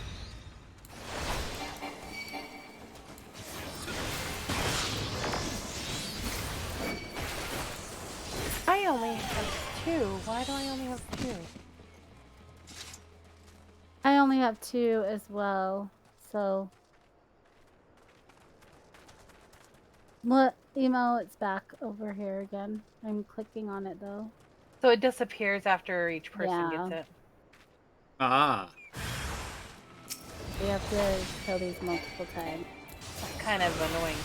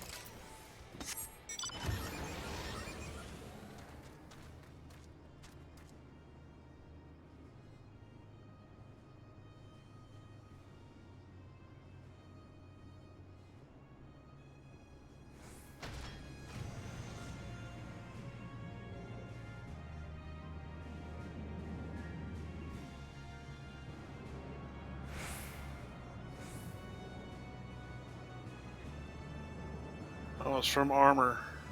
Armor Craft, okay. Yeah.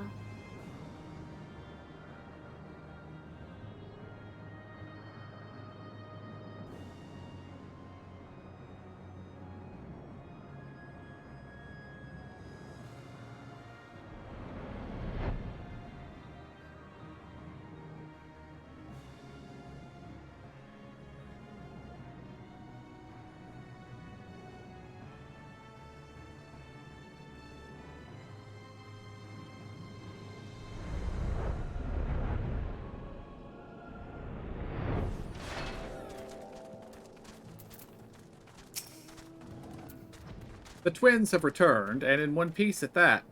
I was convinced the pixies would turn at least one of them into a garden ornament, but no. You have the clay, I take it?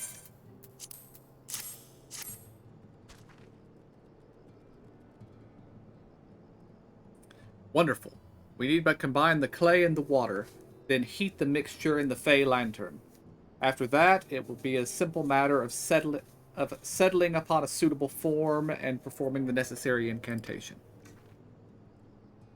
Begluk, I have a question. In the event that we had need of this spell and you weren't around, would it be possible for another to perform the incantation? Assuming they possess the requisite skill, yes. Ulrich and the others have suffered so much, and I swore to do everything in my power to save them. If there's a chance this spell could do that, I would be the one to invoke it. Mayhap you should be the one to do so. A deep understanding of the subject's physical state, combined with a strong desire to help them, can drastically increase the magic's effect, and you are plainly more familiar with these people than I. I dare say there are a few in all of Norvrant who dedicated to find a cure. Is that not so?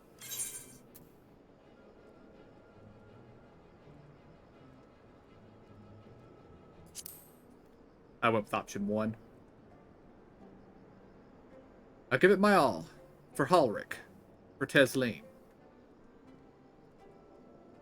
Then we are all of a mind on the matter. Alizé shall be the one to conjure the familiar.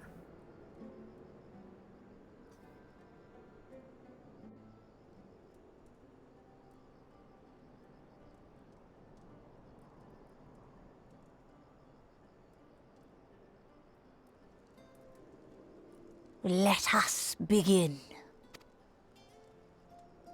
I trust you've prepared the clay?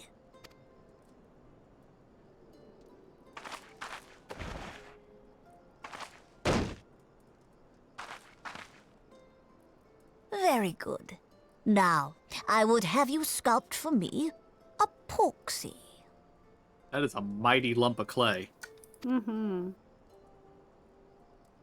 Plump, with floppy ears and a short curly tail.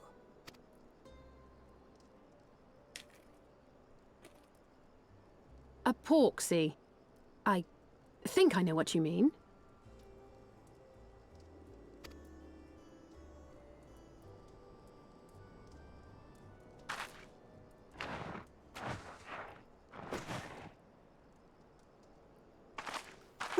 There we are. How's that?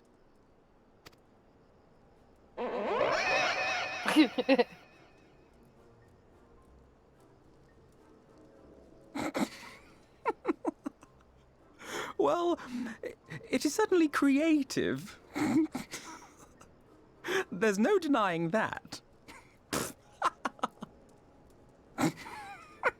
And on this day, Alphino disappeared, Yes, never I to know be seen artist. again. Very funny. Pay him no mind, child. Though it may look like a grotesque parody of reality, it is what the invoker believes that matters. You're not helping.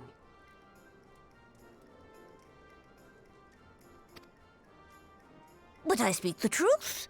If successful, this incantation will turn imagination into reality. Which is why the only thing of import is what you believe this figure embodies. You must focus. Hold the Porksy's image steady in your mind's eye.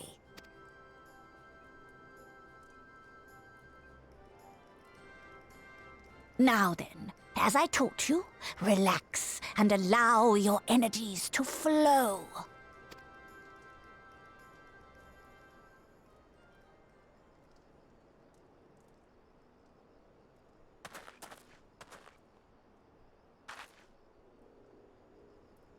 With flesh of clay I bid thee rise, on wings of dreams to touch the skies.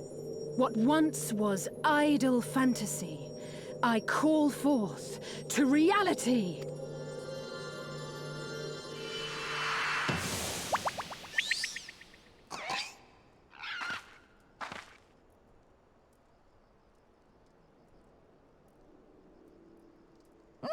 Not bad for a first attempt. Now, let us see what can be done for young Halric.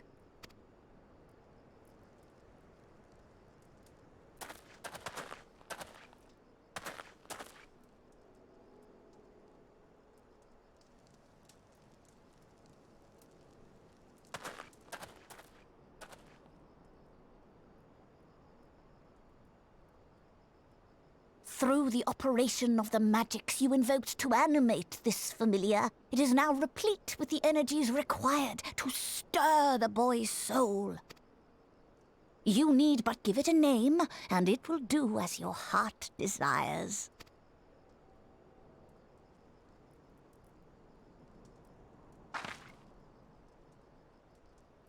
A name.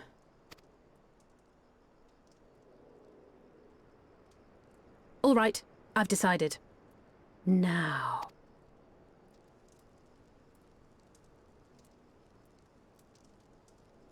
Go, Angelo!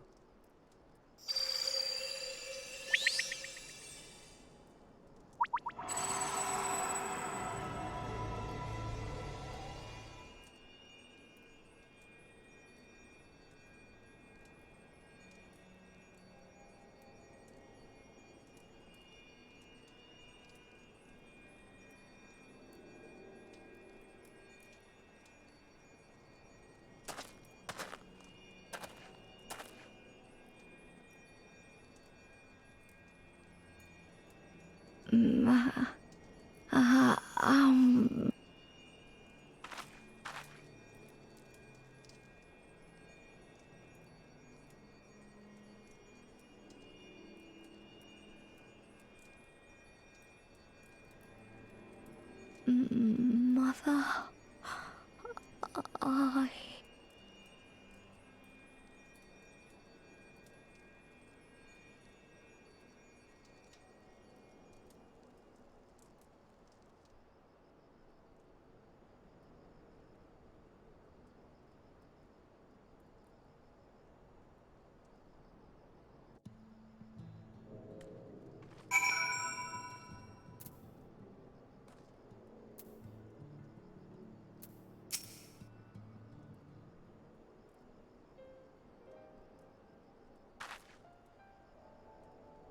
How is he, Bekluk?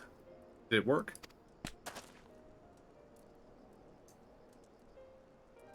I believe it did. You and your fledgling familiar have done well.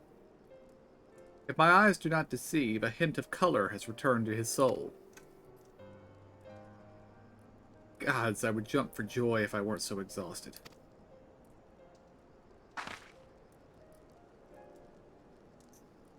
So close now, Halric.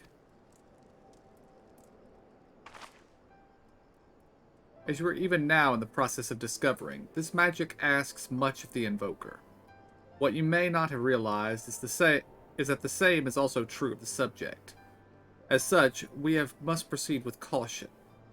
However, with further treatment, I have the utmost confidence the boy will make a full recovery. Observing the reanimation of his stagnant soul has been most enlightening. I will need time to put my theories to the proof, but I believe I can fashion a spell to produce the opposite effect, that is, to induce stagnation, thus enabling our safe transport back to the source via Arasite.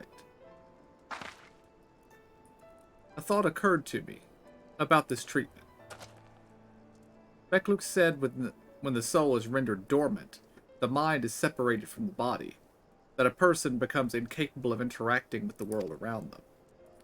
Does that not sound like a lot like some of the tempered back in the source? Not really. It is the fate of of most tempered to become slaves to primals, save in a handful of cases. Or am I missing something? If I could master this technique, the art of revitalizing the soul, I know of at least one in the source who could desperately use such treatment.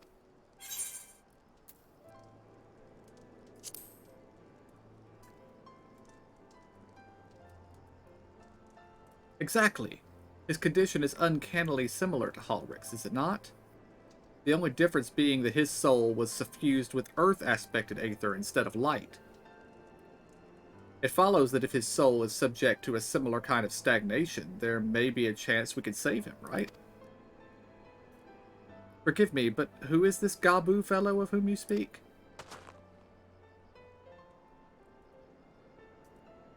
I see. His condition does sound similar, yet there is much and more about the soul that remains unknown even to me. I say this not to discourage you, you understand, but to remind you that this is delicate work we do here. Work requiring patience. Of course. And as long as there is hope for the patients here, I will devote whatever time is needed to see this through. But I refuse to spend that time in idleness. It's all the same to you. I'd like to stay here with Angelo and continue with their treatment. The two of you should return to the Crystarium with Beck Luke and see if you can't make some headway on their newly posited theories. I would tell you to rest first, but I see you are not to be convinced. Ah, the fire of youth. Let us return to the Crystarium then. Finally, I found you.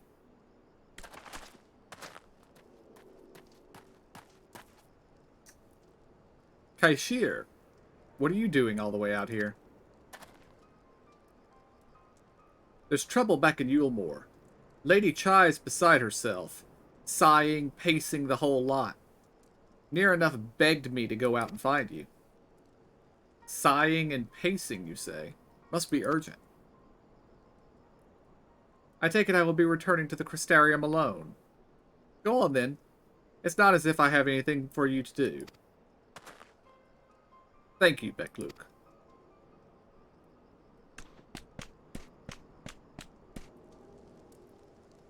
Sorry for bothering you and all that, but she says the future of Yulemoor is at stake.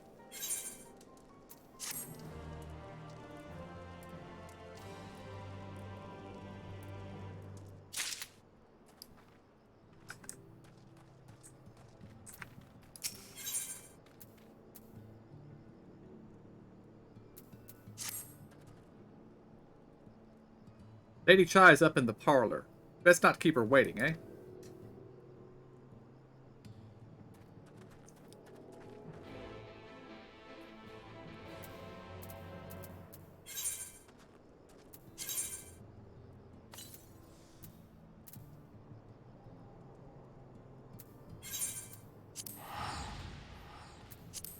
I get it.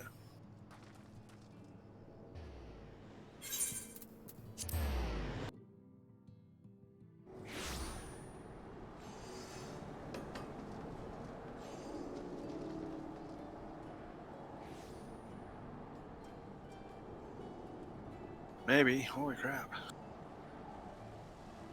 Finally.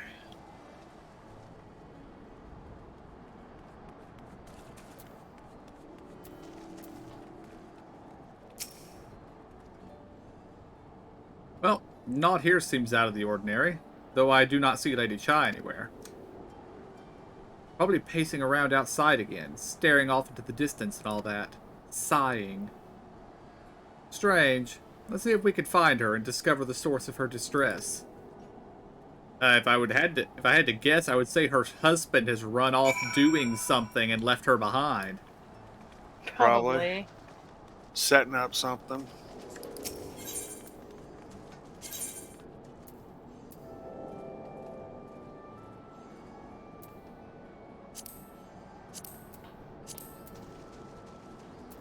Well, the orange circle's apparently inside, not downstairs, so...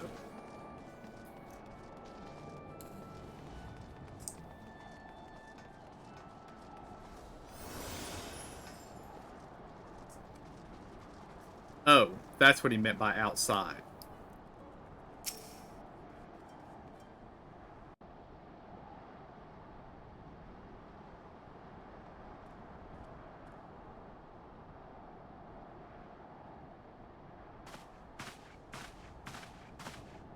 Oh, thank heavens you're here. Lady Chai, whatever is the matter? I knew not where else to turn. Oh, this is all too much for my poor heart to bear alone.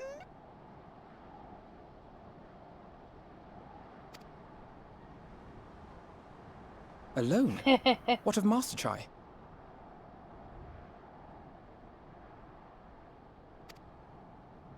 But that is the very reason I summoned you. He's gone.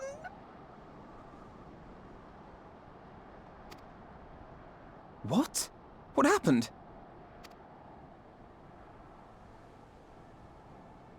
It all began after the events at Mount Gulg. With Lord Vorthry out of the way, we all agreed that a new leader must be chosen. And so you held an election? Yes, well, sort of. Not a single person volunteered to stand, you see.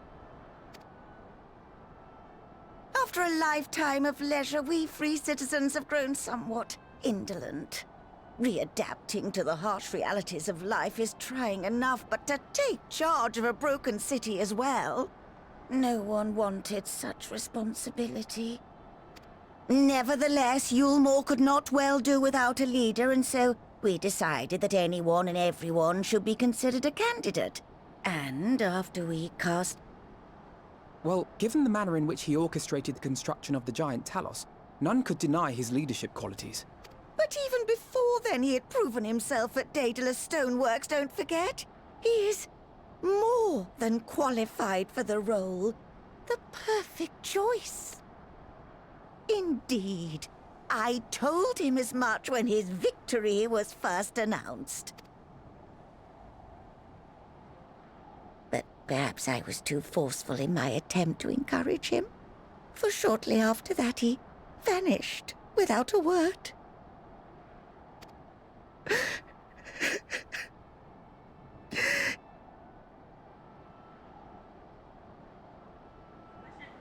the end of the speech, the You believe he was so daunted by the burden of leadership that he felt compelled to flee?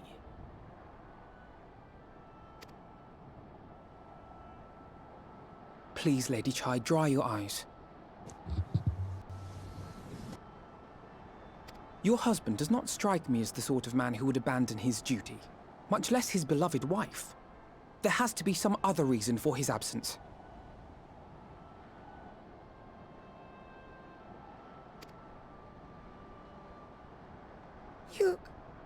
You truly think so?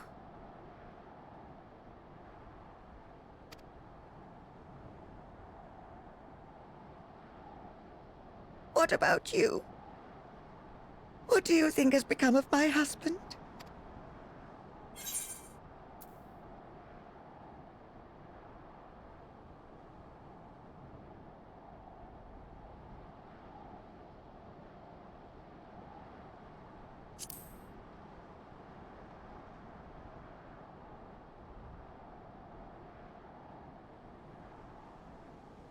And there you have it, Lady Chai. You needn't worry. Master Chai loves you more than all the world, and he will return.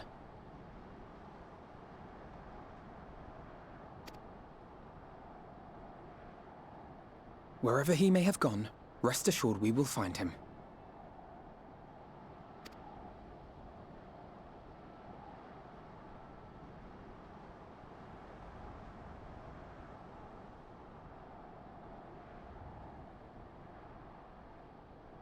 Thank you, my dear boy.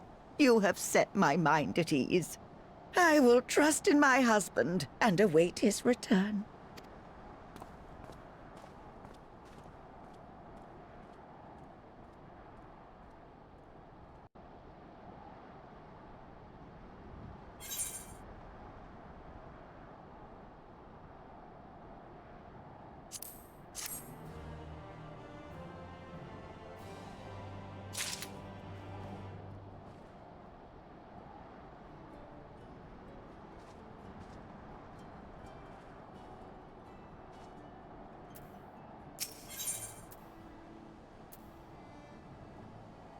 Did anyone say, I think he fled?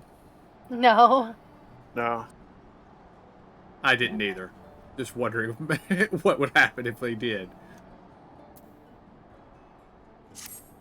Because I think he fled.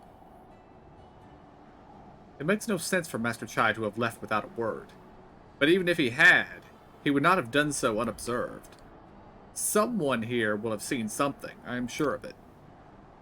We should split up and inquire as to whether anyone saw him leave, or failing that, if they have any idea where he might have gone. I will meet you at the Glory Gate and to compare notes later on.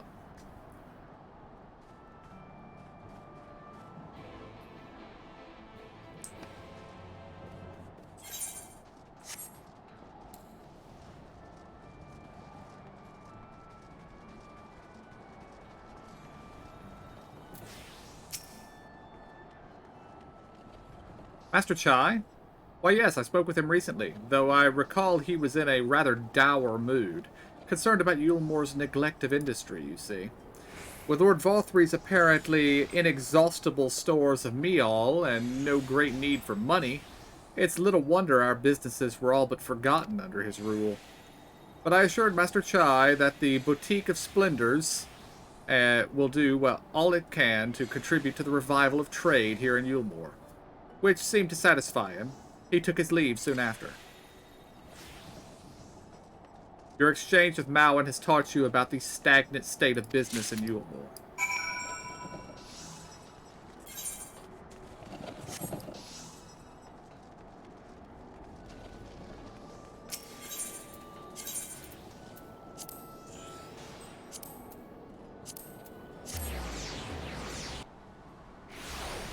Where are you guys?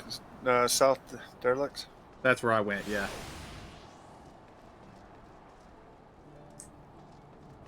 I don't know what this quest is. Let's see. It gives materia. I'll ignore it for now.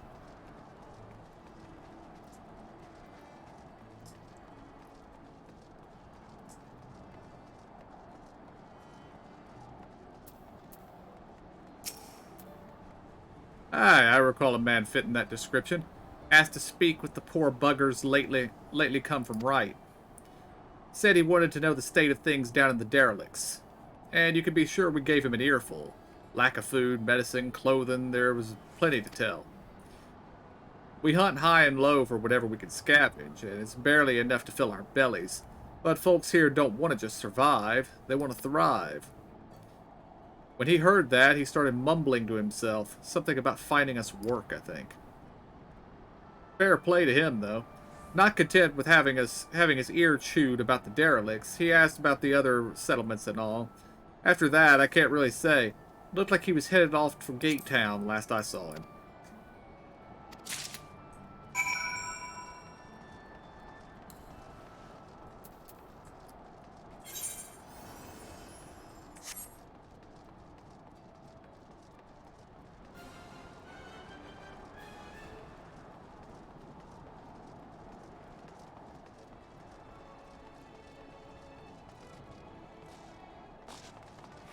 Ran myself into a corner.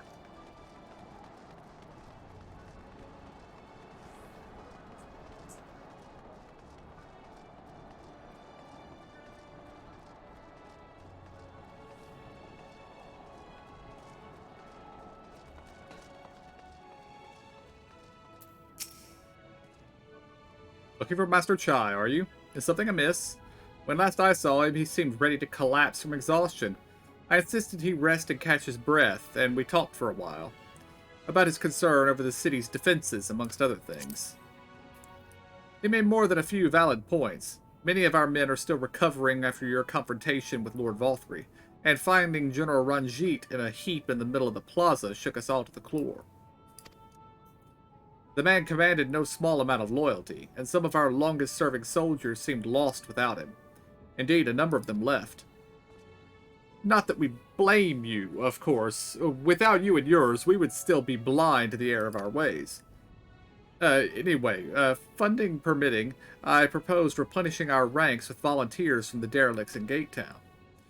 We have a duty to protect not only Yulmore, you see, but the surrounding regions of Calusia as well. and I for one would welcome any man or woman willing to take up arms for that cause. Indeed, I told him as much, and he seemed relieved to hear it. It was on that note that we parted ways. He headed outside, as I recall.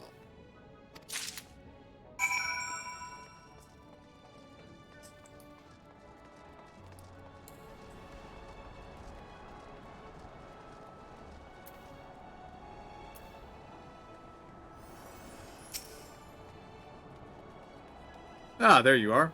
How did you fare? Have you learned anything which might offer a clue to Master Chai's whereabouts?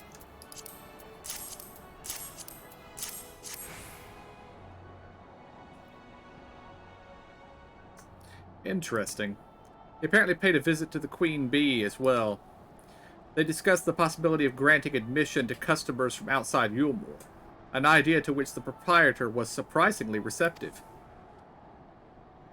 Sounds like he's got big plans for the place. Yulmore, I mean, not the bee. Perhaps, but the question remains, where did he go after leaving the city?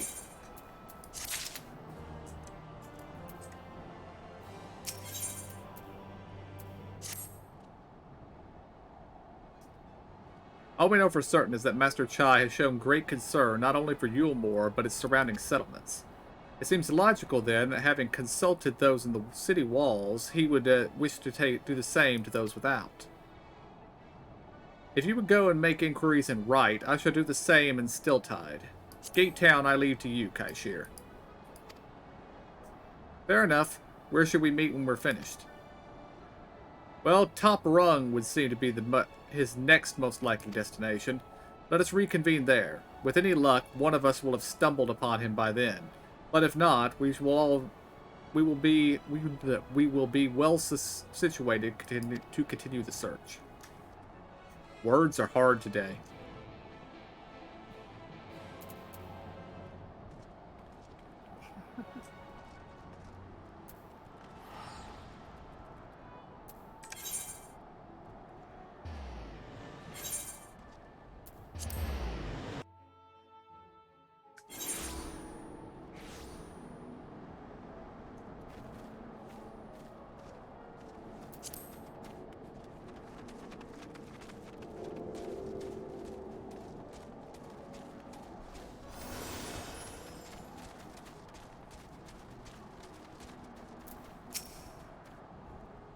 No, the name doesn't ring any bells, but there was a rather dapper-looking Mistel gentleman here not too long ago.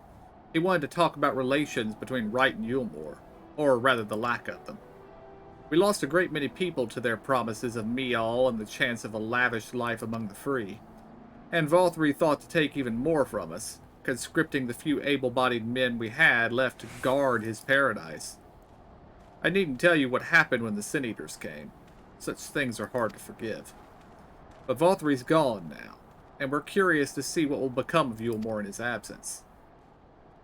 That's what I told your friend. China's, was it?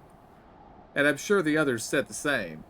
Not what he wanted to hear, I suppose, because he left soon after, and that was that.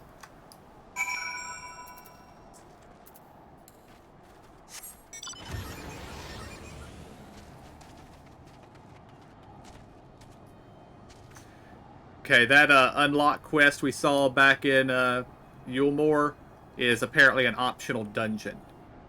Okay.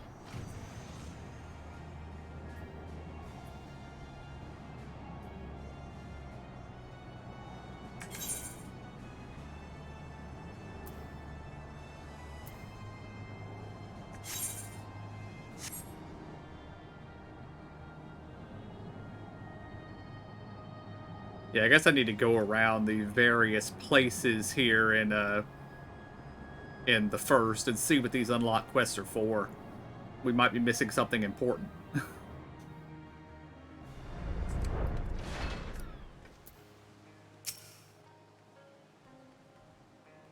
They paid a visit to both Wright and Gate Town as well, did he? See, Kaishir and I gleaned much the same. Seems determined to salvage what goodwill might remain among the settlements of Calusia. The only likely place he has left to go being Amity. Come, if we are quick, we may yet catch up with him. Well, Sarwenthi, he's a busy man. Is there a teleport there?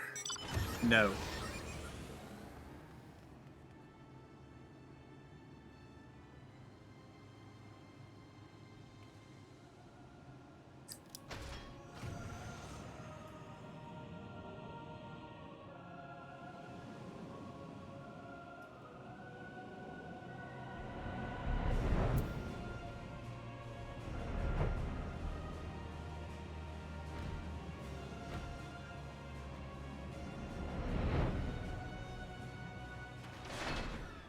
Ooh, if we see that little shit, little murder, we gotta kill it.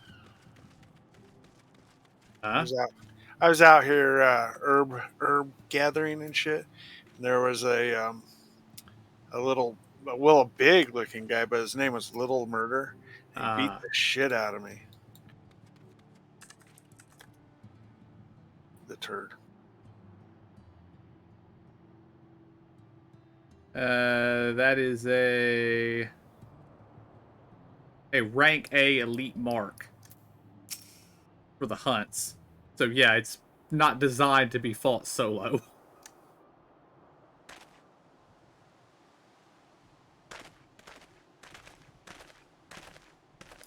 I had him for the first 2 seconds. What are you doing here? Might ask you the same, Master Chai. We've been looking for you all. Been looking all over for you. Looking for me. Whatever for? Lady Chai has been nigh inconsolable in your absence. She claims you disappeared without so much as a word, and bade us return you to her side. What blazes are you talking about? I left a letter for her in our chambers. Though I suppose she could have overlooked it, and when she gets an idea into her head, I can only apologize. No harm done, Master Chai, but since we are here, might I ask what compelled you to come all this way? We were told you had been elected mayor, and from what we had gathered from the nearby villages, you have been inquiring about the people's grievances. Is it safe to assume you mean to take office?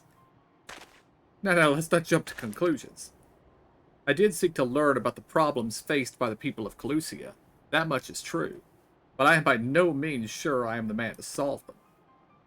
Tackling our many challenges will require resources, and until I have secured them, it would not be right to assume the role of mayor.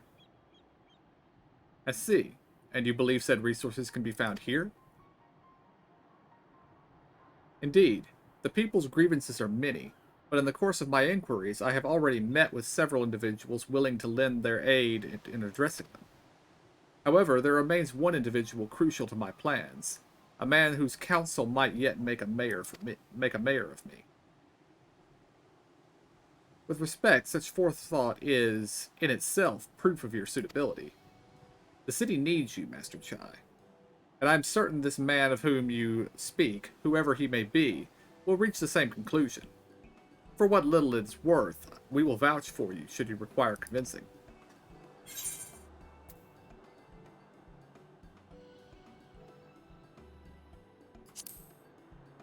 I went with option 1. I don't know what to say. Don't need to say anything. You've got your actions to speak for you. As long as I can remember, all I ever wanted was to make it into Yulmore. But the dream's gone now. Burst like a bubble. Or a boil, more like. Anyway, once outside of repaying Master Alphanode, I haven't had a clue what to do with myself. Spent most of my days in a daze. But you've been running up and down, trying to find ways to fix this mess for everyone. And I reckon you could do it. You got this lot up Mount Gold, didn't you? How hard could mayoring be? You're going to steer Yulmore to a better future, I know it.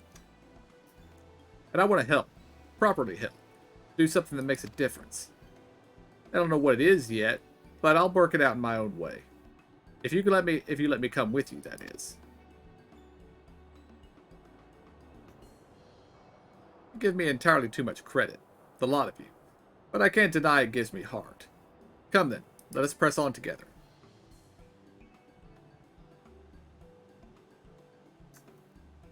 Thank you, Master Chai. But we mustn't get ahead of ourselves. Yulmore needs more than a man with good intentions, which is why I am here, to find one with the experience needed to see the city thrive. Who is this man exactly, and are you certain he's in Amity? Rendon is his name, and yes, he is, or was. I had scarcely begun to explain myself when he decided his time was better spent elsewhere. He served as chief advisor to Valtry's father when he was in office. If Ranjit was the mayor's right hand, one would say Rendon was the left. And between them, they kept Yulmore on the road to prosperity. The city needs more than a mere man of business, which is why I must find him.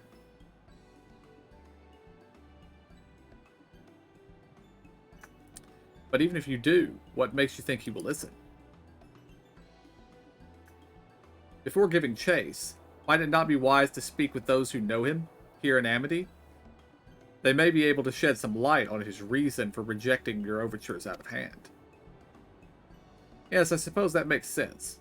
Perhaps we should start with Tristal, then. As I recall, you made rather favorable impression on him. I'm certain he would be willing to talk to us.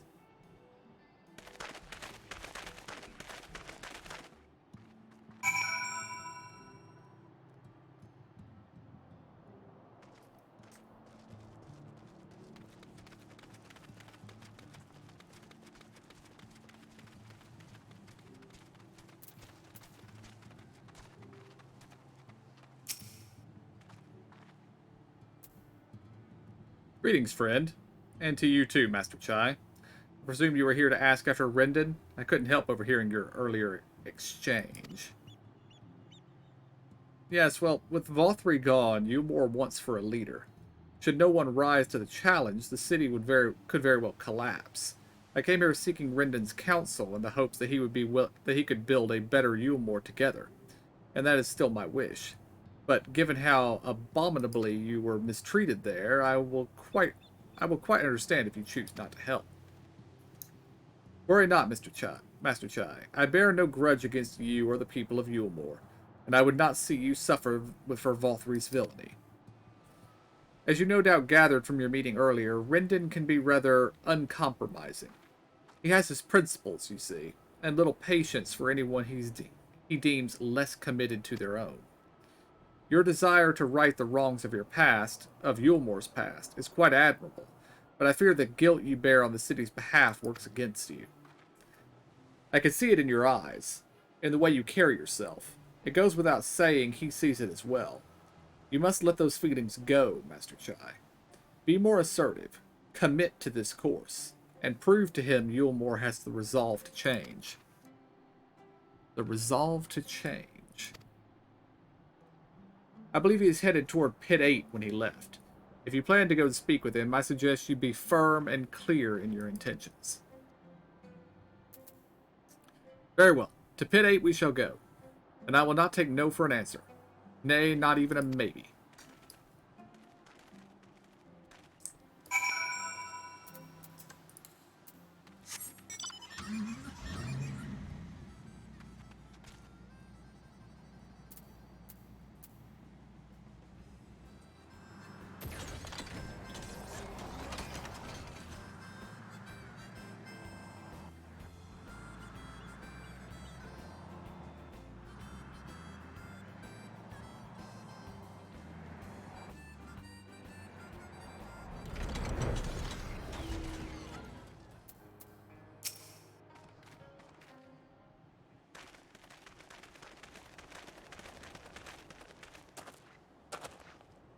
Well, well, it's you again. Well, I see you've invited your friends. Need them to fight your battles for you, do you? No, I didn't invite them, as it happens. Though they are indeed my friends. Well, not only mine, but every true Yulmoran's. They are the ones who awakened us to the truth, to Lord Valthry's villainy, the famous warriors of darkness. Are they now? Yes, they are. It would be no exaggeration to call them our saviors. We owe much and more to their kindness, but we cannot depend on that kindness forever. To do so would be a little different from entrusting our affairs to Lord Vorthry. Nay, we must learn to stand on our own 2 feet. And I would have them present to witness my attempt. Hear, hear, Master Chai.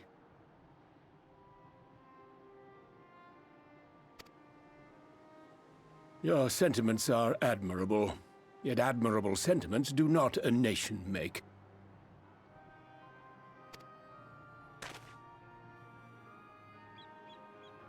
In my capacity as advisor, I once strove to build a better Yulmore. Gave honest counsel to my superiors, drafted laws for the benefit of one and all. But in time, my values fell out of favor. There was no need for them in this paradise Vorthry was creating. And so I left my homeland behind. But you, Chai News, you were content to wallow in indolence under Vorthry's auspices. And so I cannot help but ask myself what manner of nation you intend to build.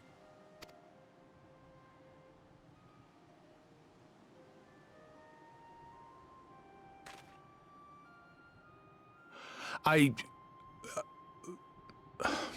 can offer no simple answer to that question.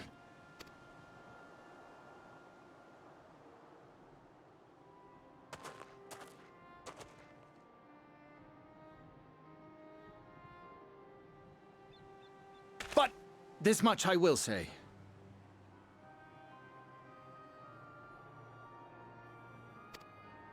It is my hope that Yulmore can become a nation which her citizens might freely choose to build together.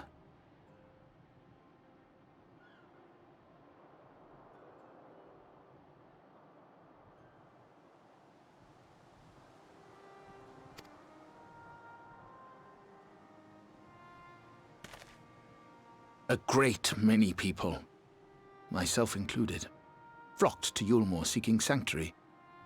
The alternative being to live in fear and die in pain. It seemed an easy choice.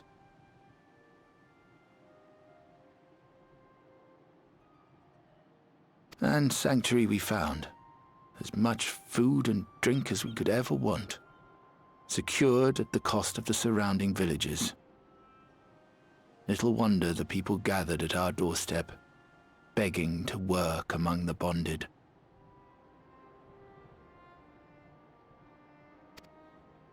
The free were blind to it all, of course. Content to, as you say, wallow in indolence. Were I mayor, I would first take stock of the city's resources and see that they were assigned equitably. Our days of reckless consumption are behind us. The distinction between free and bonded died with Vorthry. The needs of rich and poor alike must be considered if our nation is to survive. To which end I would take steps to secure channels for supplies, rekindle relations with nearby settlements, who re-establish industry, reach out to neighboring nations, and the list goes on and on.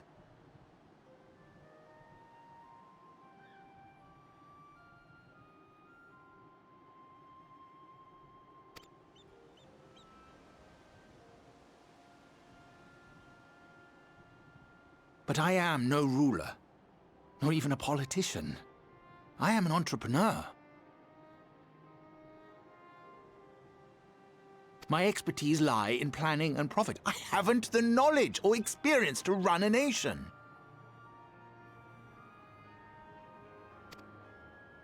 Please, Rendon, will you not help me?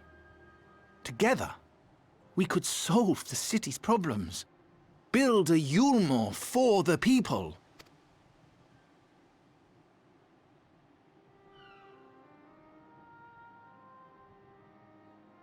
A Yulmore for the people.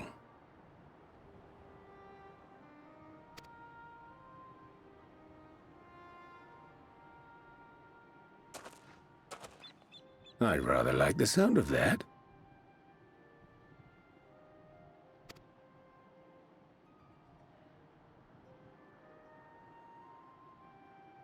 But before I offer you my counsel, I would be certain of your ability to perform the duties of office.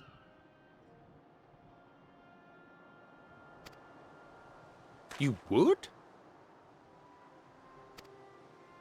You ask me to help you solve Yulmore's problems, but first I would see you solve one on your own.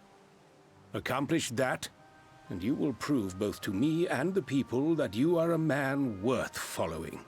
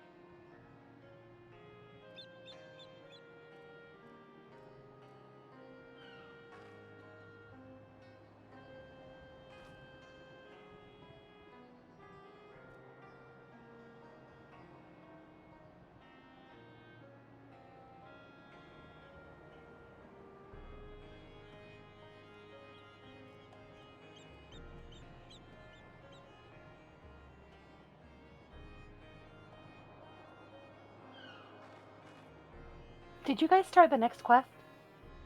Yes. Ah, I haven't yet.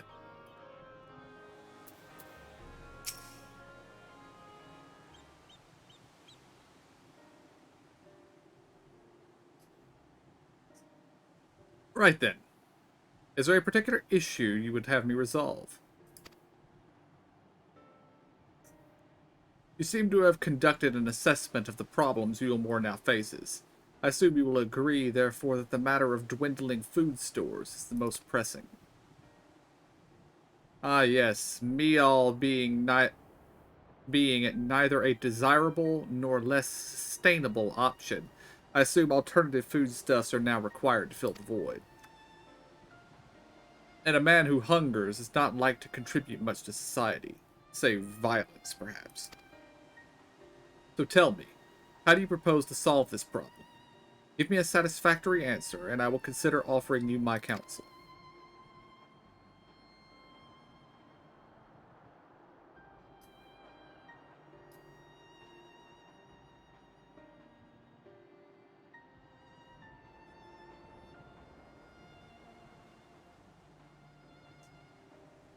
A combination of measures would seem to be in order. One to address the immediate issue of supply, and another that of production. Go on. For the present, Yulmore's coffers can be used to purchase food from our neighbors. This would afford us time to address the underlying problem that affects us all, the long-standing neglect of agriculture. The villages that once served as sources of trade or for foodstuffs must be repopulated, their means of production restored.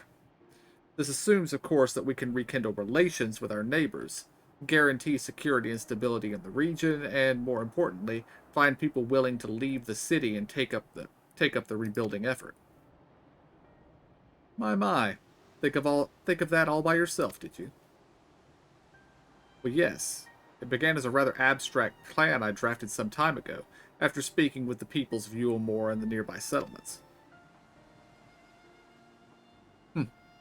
You've impressed me, Chinuz. I have? Well, that is a relief.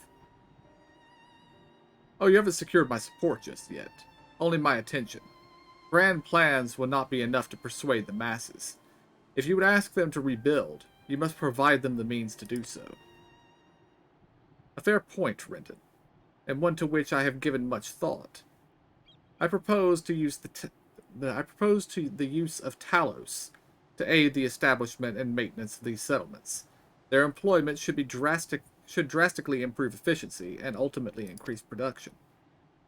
Talos. But Daedalus Stoneworks closed their doors years ago.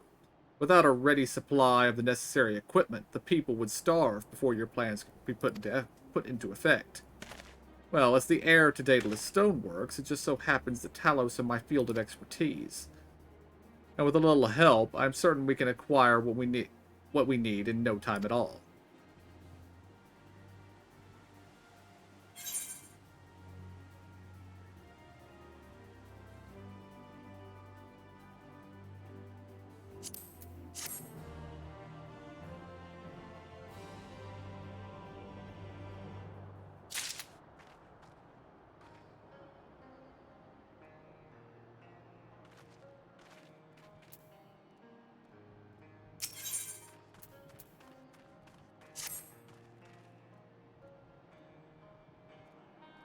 Brendan is quite right. Building Talos from scratch would require time we simply do not have. Which is why I propose to make use of the long-abandoned Talos which wander the wilds of Calusia. They will need to be deactivated, of course, and if memory serves, the tools required to do so should still be at top rung. Come with me.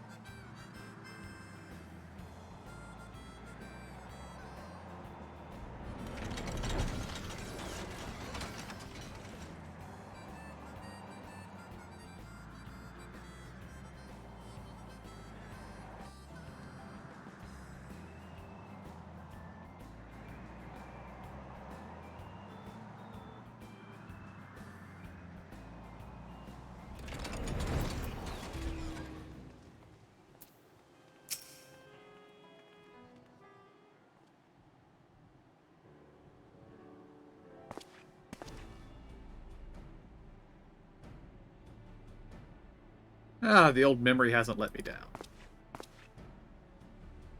This chest contains canisters filled with a dastardly potent insulating powder, capable of halting the flow of aether in a Talos. We need only get within throwing distance of one and let fly, thus disabling them without damaging them. Ingenious. An old trick of the trade, nothing more. Once disabled, it should be simple enough matter to get them to march to Yulmore. More extensive repairs can wait.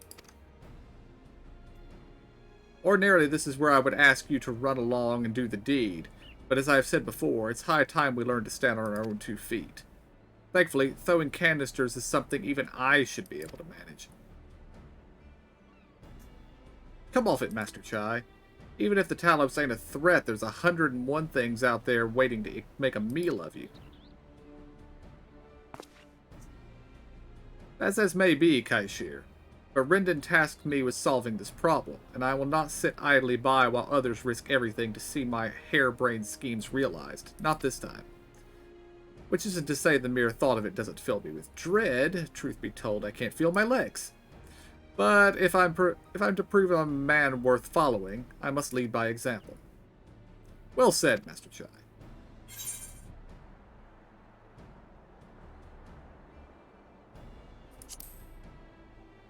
I went with option 1. Yes, well, it should go without saying that I have no intention of dying for this. I've always preferred living to see the fruits of my labors. And to make sure I do, I will require your help. It is as Kaishir says, these lands are dangerous if one is not careful. I would ask you to use my spyglass to look out for any beasts that could get in the way of my work. I will also need you to alert me when it's safe to subdue the Talos. Understood?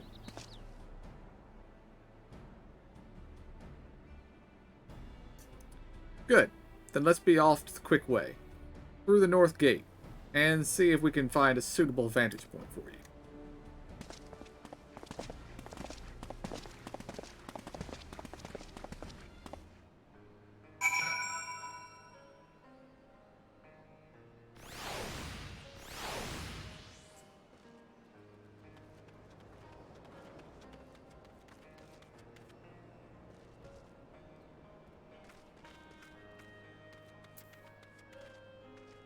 Oh, there's a destination in the middle.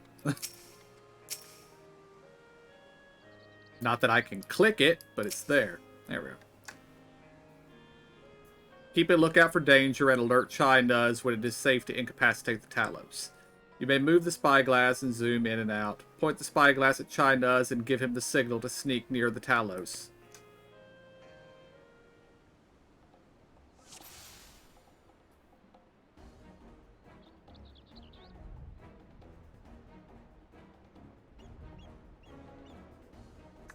I don't see anything, so do it.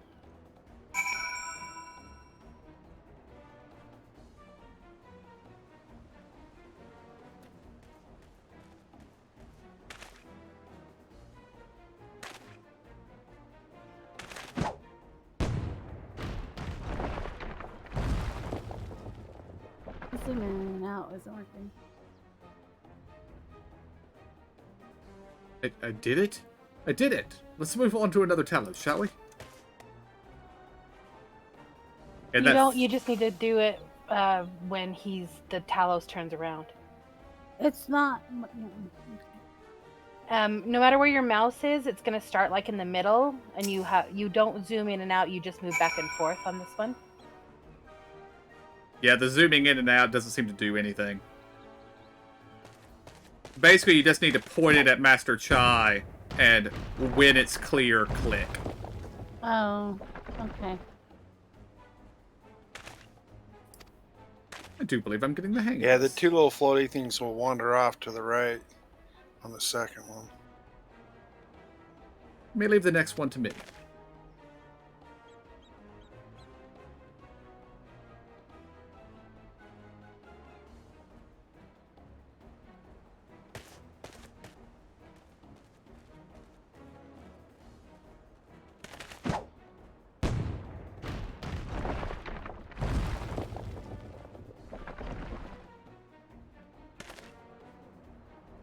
That should do it.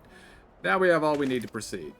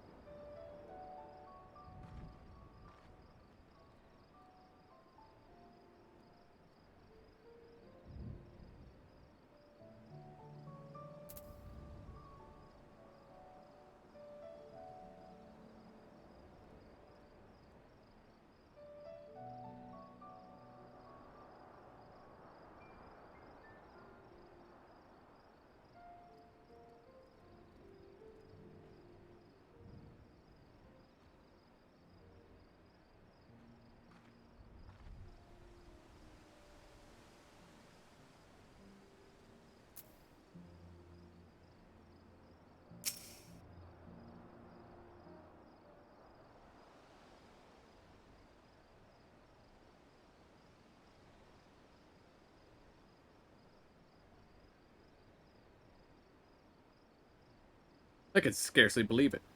It was a reckless, foolish plan, but somehow it worked.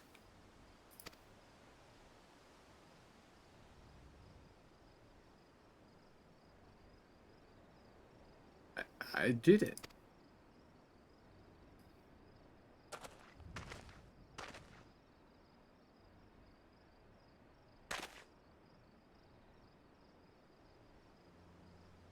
Master Chai, I believe I owe you an apology.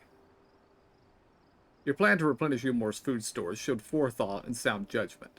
What's more, it is a plan It is plain your time at Daedalus Stoneworks has equipped you to lead, as evidenced by the extraordinary company you keep. You, sir, are more than qualified to be the next mayor of Yulmore. Thank you for your vote of confidence, but the fact remains, I am wholly ignorant of the world of politics, which is why I would ask you to join me and grant Yulmore the benefit of your counsel. I would be honored. When the people behold these Talos, I have no doubt that they will lend you their support. It would seem Yulmore's leadership is at last in capable hands. Would you not agree? We'll be getting back soon, Master Chai. After you've tinkered with the Talos and all that, Lady Chai is worried sick.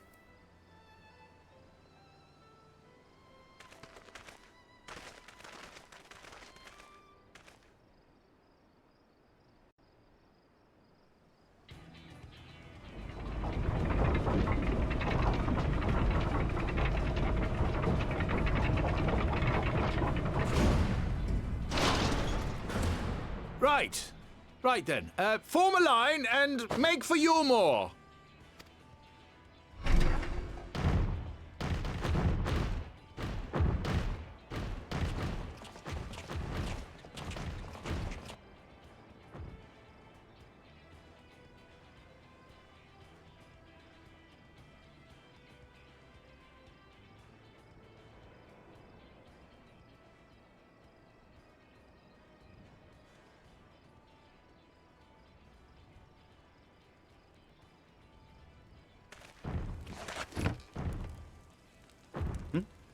What's that noise?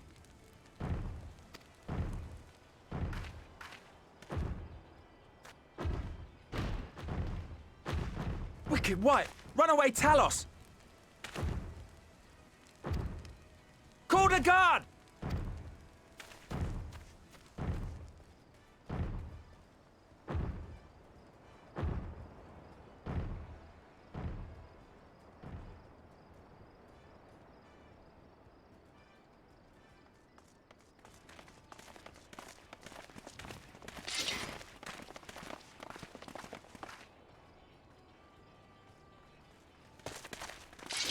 Stay back!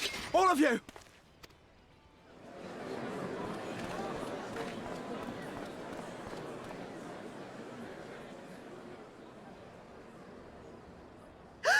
Is that...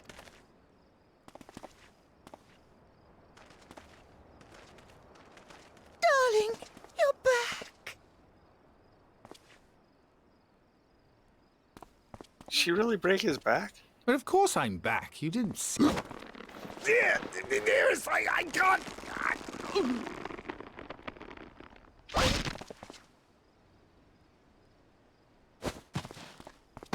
Oh! Oh dear.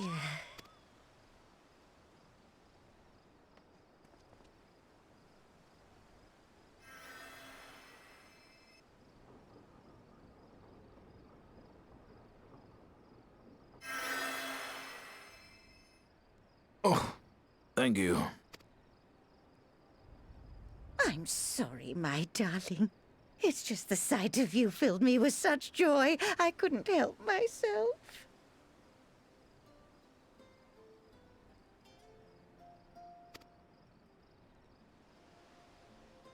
Oh, no, it's all right, dear. I should have just come out and said what it was I was intending, instead of entrusting the task to a hastily scribbled letter. Does that mean you'll do it?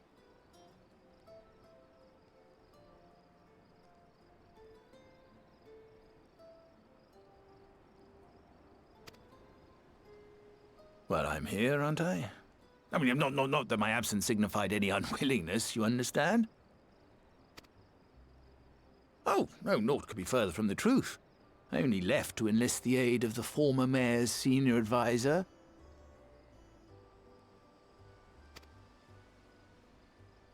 And now that I have it, I believe I am ready. She whips him around like a rag doll. Oh, how wonderful!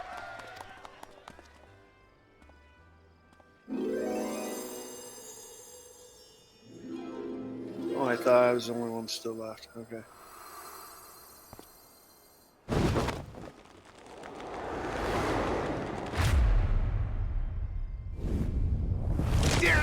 please.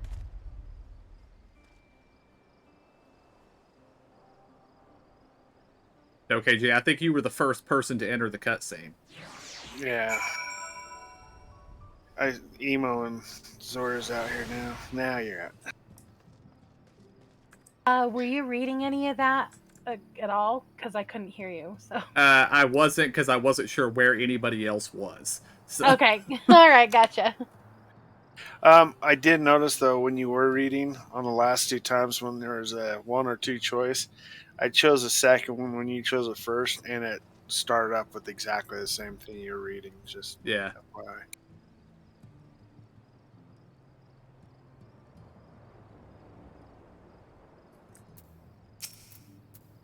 That was quite a reception. One Master Chai will struggle to forget.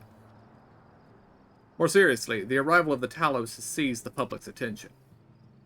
Once word is spread around Yulmore, it will be that much simpler to gather one and all so that Master Chai can make his inaugural address.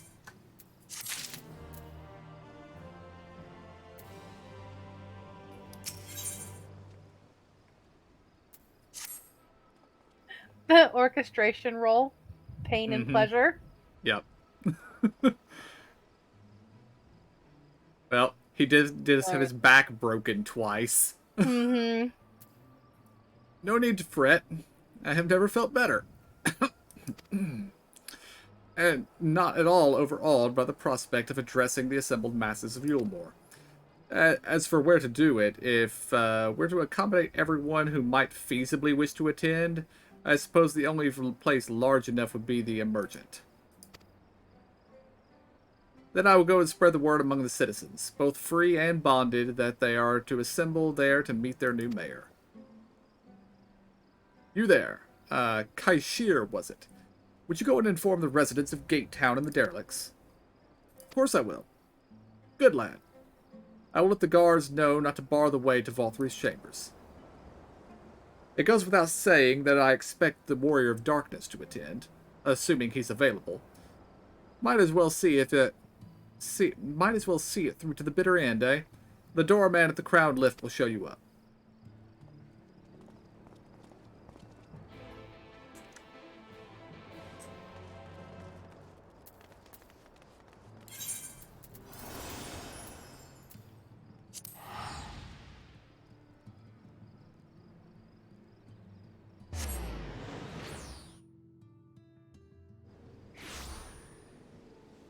I guess so. Seems how we can use it now, right?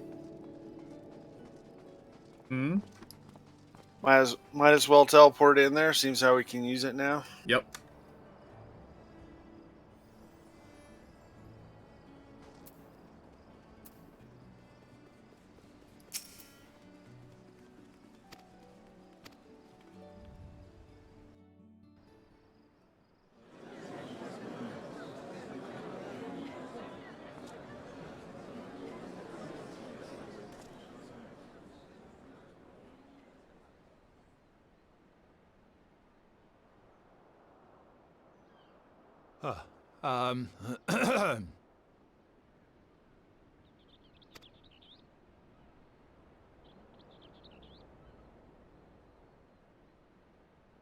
Go on, dear.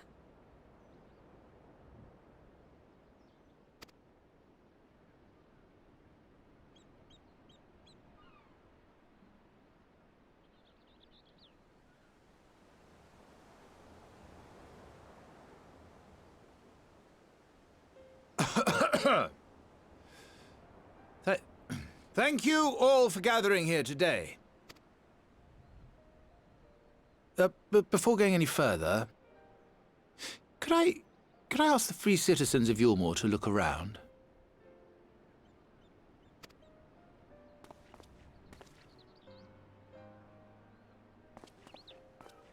"'Tis a sight none of us would ever have seen under Lord Valthry's rule.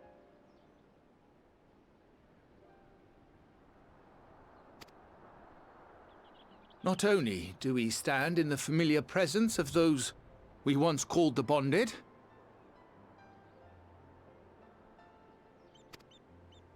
But today, we welcome the peoples of the Derelicts and Gate Town 2.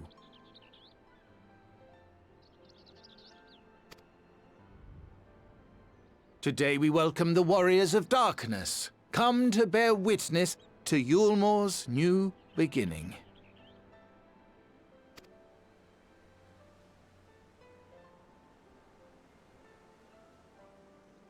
As you know, an election was recently held, at the end of which I had the honor of being chosen to succeed Lord Vorthry.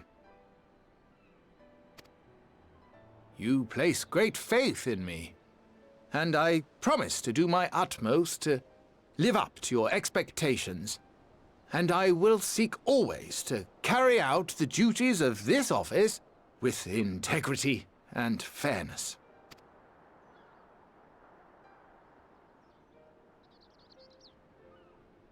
Always, I say, but not forever. Let it be known that I do not intend to hold this post indefinitely. I consider myself but an acting mayor, who will serve only for the interim, while Yulmore is reshaped according to a new set of values.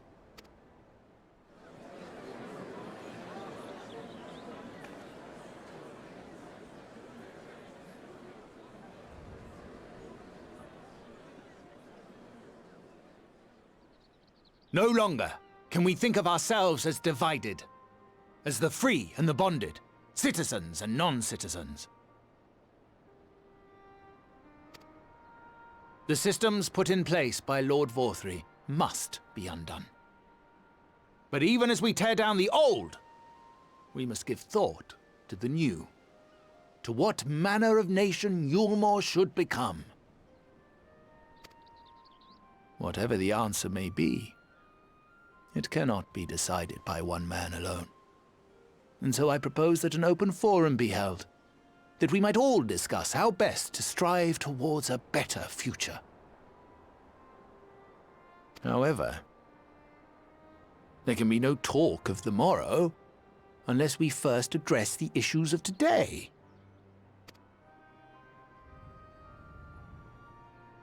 Securing new sources of food, rebuilding relations with our neighbors, re-establishing industry. There is much and more that needs to be done.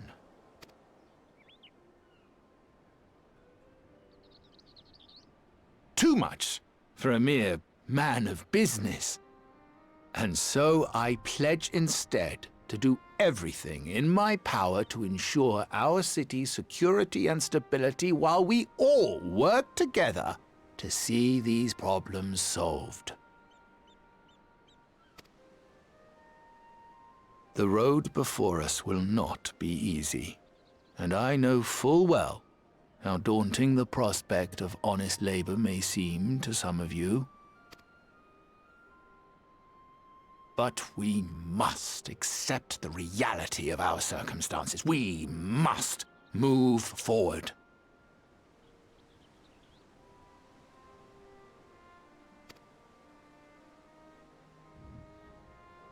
This much we owe to ourselves and to the brave heroes who risked their lives to bring back the night.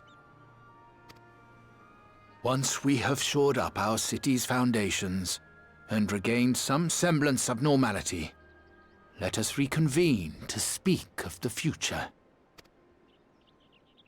Until then, I humbly ask that you lend me and each other your strength. For Yulmore!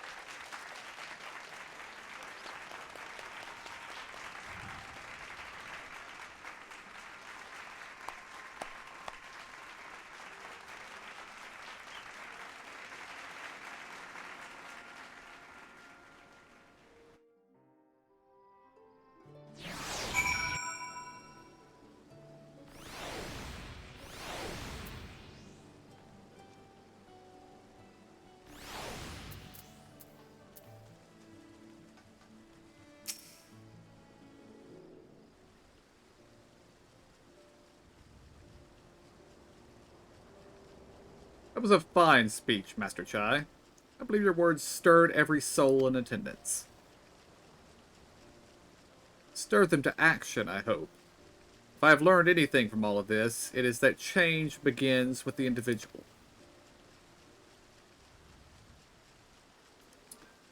It is but a matter of finding the strength to take the first step. Assuming my fellow Yulmorians can, it shall be my honor and privilege to help them walk this road we have chosen. But we must not forget the individuals who made all of these changes possible.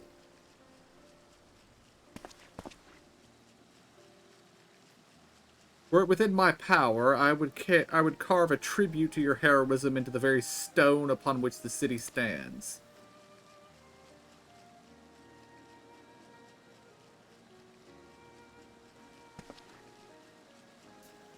I hate to change the subject, darling, but now that you've officially taken office, have you given any thought to your mayoral seat?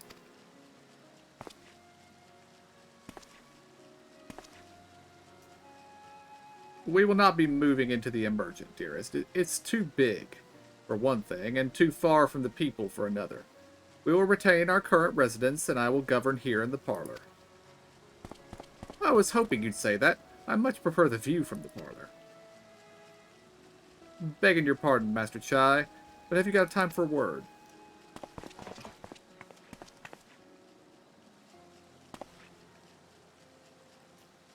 Ah, yes, of course. Huffenbit. Aye, that's me. I like your speech. There's folk outside these walls that don't even have enough food to last till tomorrow, and more who are counting their crumbs. If you have planned to change that, I want to help set things in motion. Then we've much to discuss. No sooner do I take office than my work begins in earnest. Well, I suppose I brought it upon myself. Thank you again for your help. I hope to see you again before long.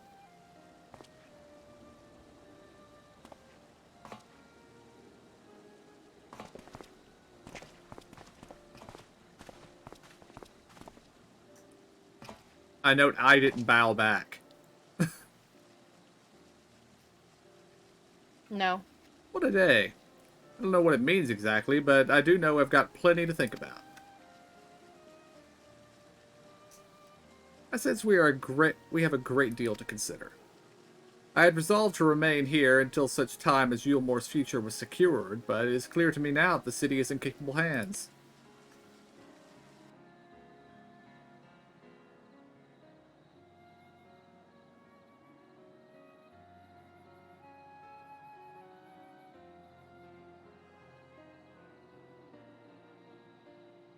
I have every confidence they will find their way, and I believe it is time we went on ours.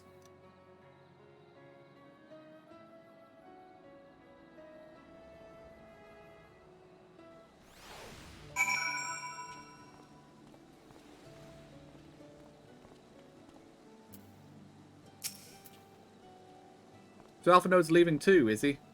Seems like everyone's moving on. Everything's changing. I've been thinking about what I should do in all this. Like I told you, I spent most of my life dreaming about living here with my friends in paradise. That paradise is gone, but something better has taken its place, and I reckon I want to be a part of it. This Yulmore for the people Master Chai's been going on about ain't gonna build itself after all. Not that I'm much of a builder. Me and my friends will find a way to make a difference, though. Help keep things changing for the better. A far nobler dream than the one to which you clung before, and one I am happy to say we share. Whatever path you choose, I will pray for your success. Well, when you put it like that, there's no going back now, is there? We've got a few ideas on how we can do our bit. Just a matter of taking the first step.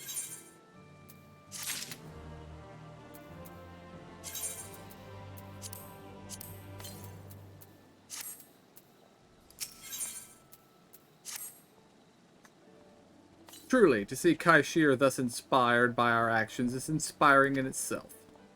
Yet however much I may wish to stay and see what comes of his efforts here in Yulmore, we have matters of our own to attend to. Come, we should return to the Crystal Tower. Mayhap Beck-Luke's studies have borne fruit in our absence.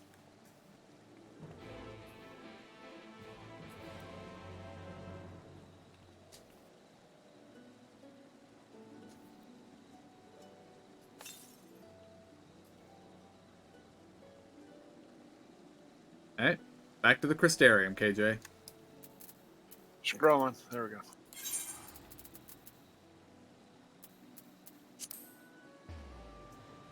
How much did it cost you, by the way? I didn't like it. Alright. It was cheaper than the regular one. You have a disconnect sign on you. Oh, now it's not. Now it's gone. Who? Kef. I was like, no! I'm here.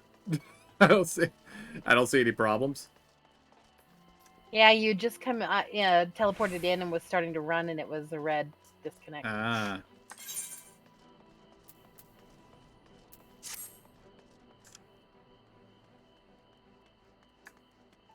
Checking my stream, make sure we're still up.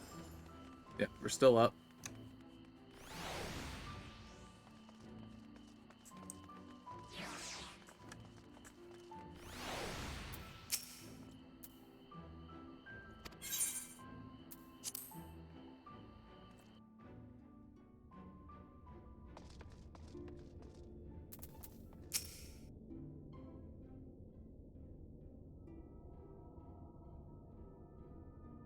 Welcome back. We are given to understand a new mayor has taken office in Yulmore. Indeed, our good friend Master Chai was elected by popular vote, and after some considerable soul-searching, chose to accept the post. It's a shame you weren't able to attend his inaugural speech, though I have no doubt you will see more of him in the future. But tell me, how fared you in preparing the White Aura site? Our work did not proceed quite as expected. In your absence, we had a frank discussion on the principles of soul transference, and concluded at length that White Aura site was ill-suited for our purposes. But Orianje, did you not say that compared to the messy soul of an Ascian, the stone could house one of ours with ease? That I did. And armed as we are with Beck-Luke's invaluable insight, 'twould indeed prove a trifling matter, were we to disregard the inviolable link twixt mind and soul. A link which would, we did belatedly realize, be weakened most perilously in the process of rendering our souls dormant, as our sight doth require. Thus, the shedding of these fleshy simulacra, and the surfeit of aether which comprises them, would in all likelihood deprive us of our psyches as well. It would, theoretically, be possible to channel your minds into the Aura site instead, but we would more than likely sacrifice your souls in the process. Which is why we have abandoned that plan, and instead devoted our time to finding the means by which mind and soul might be transported together. We are no closer to a solution than we first began. It is a vexing conundrum indeed, but one for which the Crystal Exarch has posited a most intriguing solution. When our discussions turned to the transference of memories and the psyche, I could not help but be reminded of a technique with which I have personal experience. Do you recall what we learned of my eyes from our encounter with Doga and Une? I speak of the royal eye of the Algan imperial line, gifted to my forebears through the blood and memories of the ancient Algans. It is by this gift that I am able to control the Crystal Tower. If we were able to gain understanding of the technology by which the Algans were able to accomplish this transference, perhaps then we could keep mind and soul together. Imagine, if you will, a device like unto a soul crystal, replete not only with our worldly memories, but also the bountiful energies of the soul. This is our current avenue of investigation, and we will follow it wheresoever it leads. While we are thus engaged, I think it best that he return to the source and inform Kryl and the others of our findings. Agreed. I imagine Tartaru will be relieved to hear we've made progress of the sort. Then I would beg leave to relay our findings unto Thancred and Rhine, and to assist where I may in the investigation of the empty. Yes, please do. Should we have need of your counsel, we will not hesitate to summon you. That's a word you shouldn't be throwing around, Exarch. It's caused a lot of trouble for us lately. Yeah. Oh, you mean summoning? Yes. Give our regards to Tartaru, won't you? I actually waved goodbye to Yoranjay. Normally we don't respond. It's usually just fist punches. Mm-hmm. Did you guys go through the portal, or I did. to the source, or outside? Oh, I went to the source. Either is fine, I guess. I don't know. Yeah, I mean, it's a very short trip either way, so. Probably faster, if not more expensive, to port.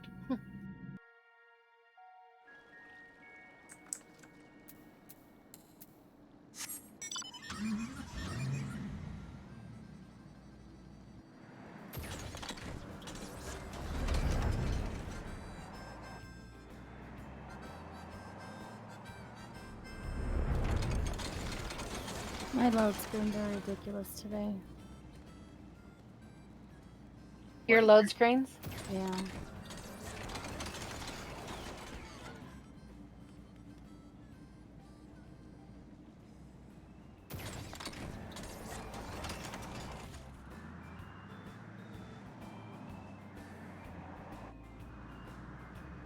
Mordana is very strange looking from this side. Mm-hmm.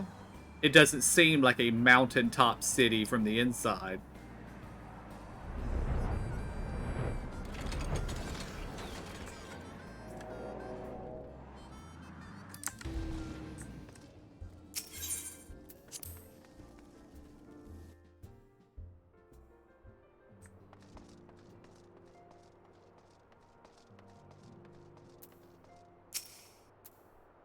You're back.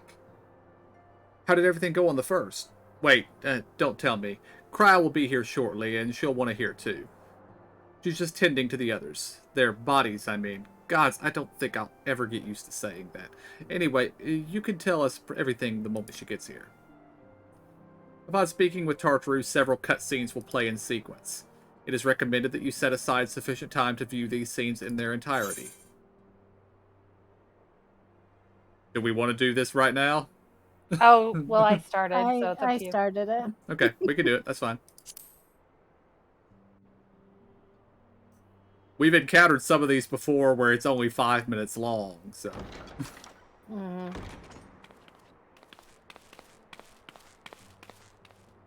Sorry to keep you waiting. I've carried out the treatment as per Master Matoya's instructions. It should slow the destabilization of their corporeal ether quite significantly. But tell me, how fare our friends in the first?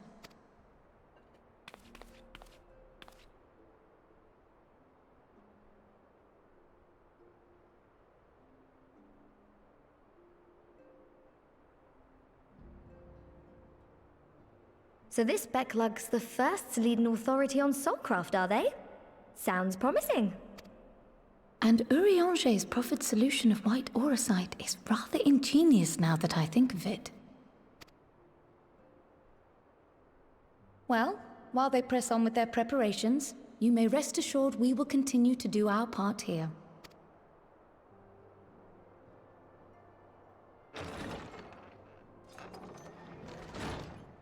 Oh, you're back.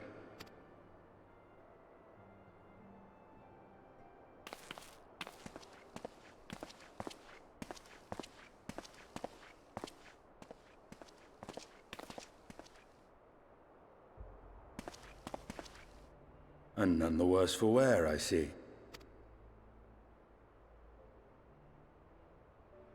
Estinian! Oh, thank the gods! We've been worried sick. Did you lose your link pearl or something? The situation in Garlemald has become more complicated. I was making my escape from the capital when I ran into one of yours, Riol. He thought it best we come straight here. More complicated how?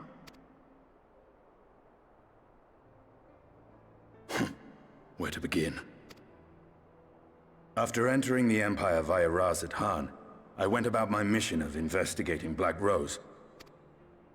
It was then, inside a provincial factory, that I encountered the one who styles himself Shadow Hunter, Gaius Baelsar. Our goals being apparently aligned, we joined forces and ventured on into the heart of the capital, to the very Imperial Palace itself. There, we found a man whom all assumed dead.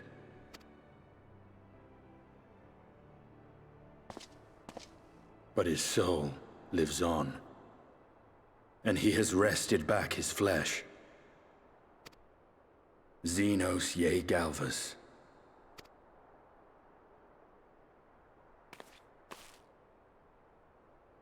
Nor did the surprises end there, for no sooner had we arrived than he murdered his sire in cold blood. The Emperor is dead. This sent Gaius into a rage, and he charged in, blade drawn.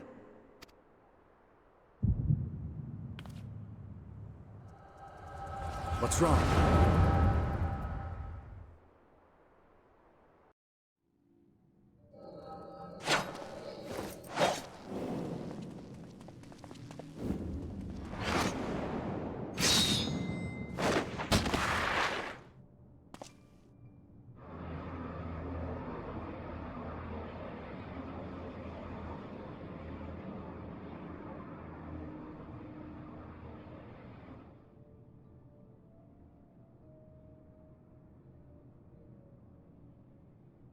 I've seen him in action. His body, at least. You will not best him alone. Nay, death will not come easily to that thing. If you would join me, then by all means.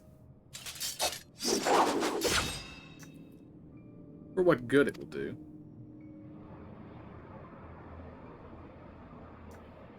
The Black Wolf and the Azure Dragoon. I suppose this might suffice.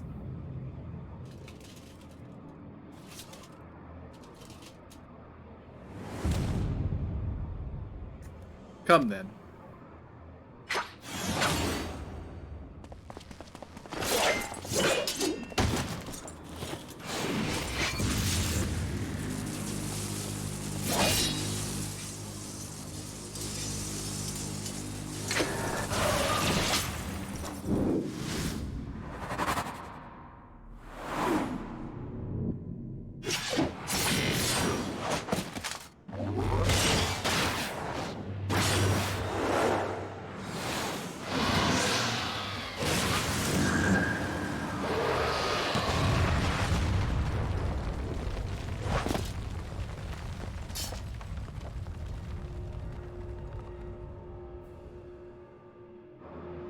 Ah, the simple pleasure of one's own flesh. Truly there is no place like home. Abomination. Whatever he is, the Warrior of Light was barely a match for it. If we stay here much longer... Emperor Varus, your Radiance, are you alright? We may wear out our welcome.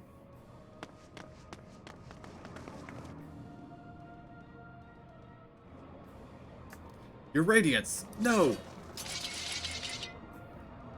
Ah, must even the most middling of sports be spoiled? The world conspires to bore me. But I have no cause to remain. I leave these vermin to you. Xenos!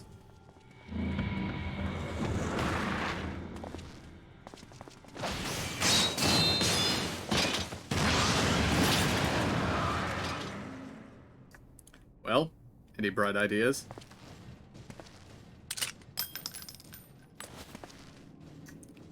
Just one.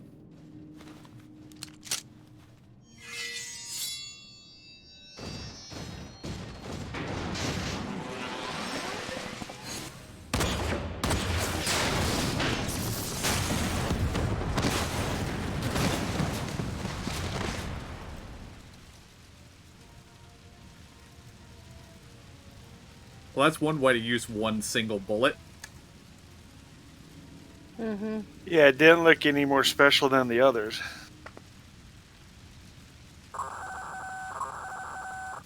The intruders have taken flight. I repeat, the intruders have taken flight. Deploy all available Magitech armor. We cannot let them escape.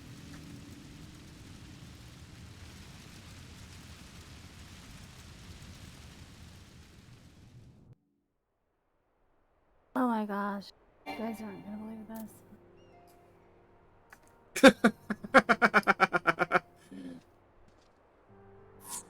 What was that? Apparently this is a solo instance at the end of this. Which it didn't tell us beforehand.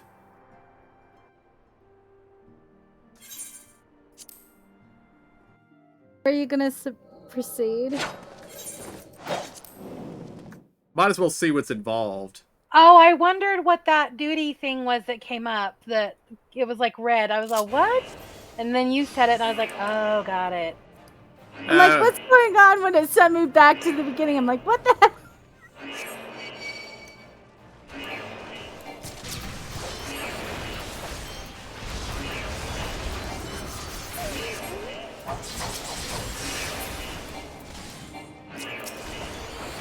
We appear to be acting through their escape.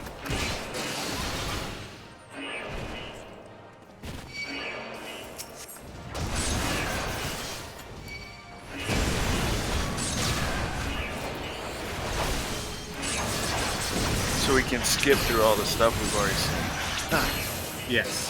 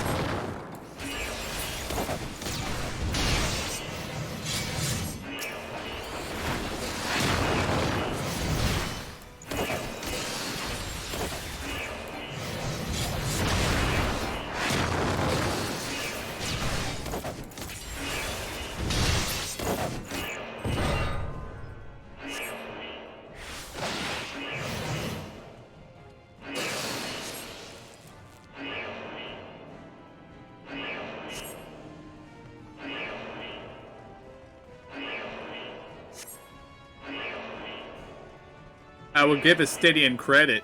He's pretty badass compared to the other such RP events we've been in. Mm-hmm. Yeah.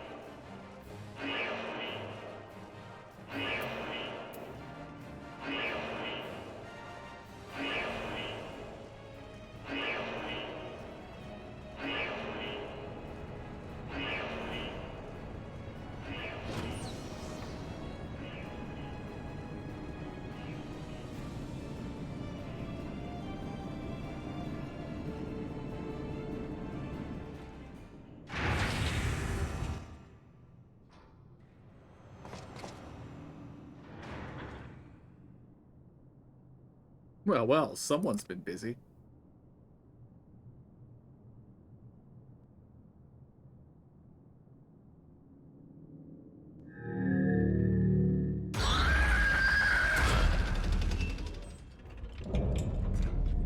Okay, so my map is not helping me. Yeah, there Nope. is no map. And you would bar my way, would you? So be it. Come, Needhog, lend me your strength. I did not pay attention. Where are we supposed to be running to? The only direction it will allow you to run. Oh, so running around in circles no good. Correct. There's one hallway you can run down. Its door is open. It was to the left, I believe.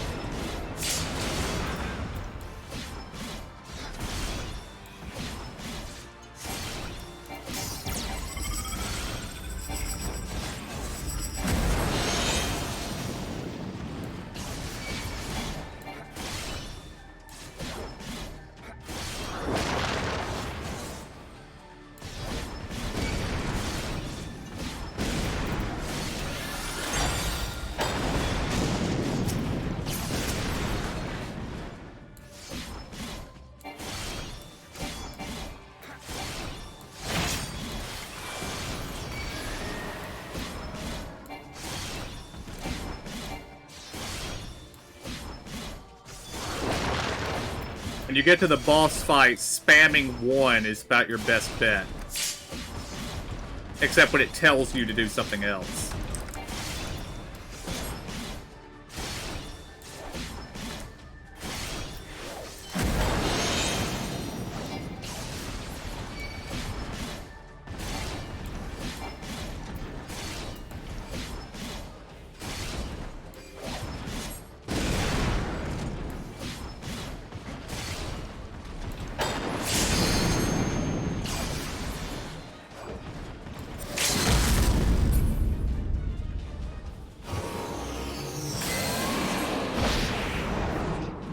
Taste my lance!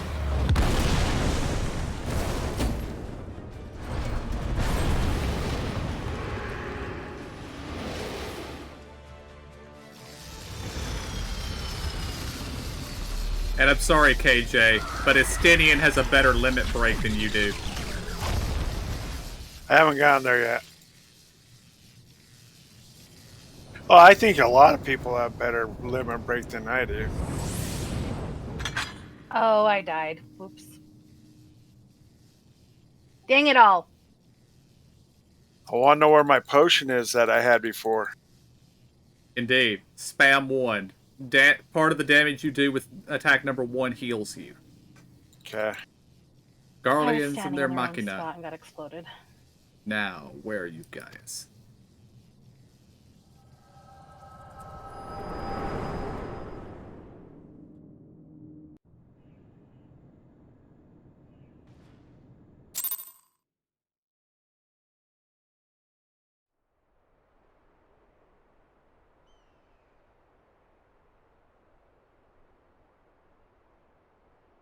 Okay, that is cool. Are you all right?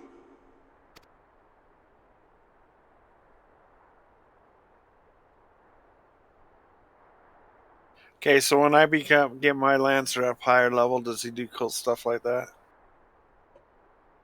Peer into my past, Probably did nowhere you? near that cool. Alright. Your own cutscene. Well, I didn't quite relive the experience as you did, but I bore witness to it all. I'm still not sure what I think of this gift of yours.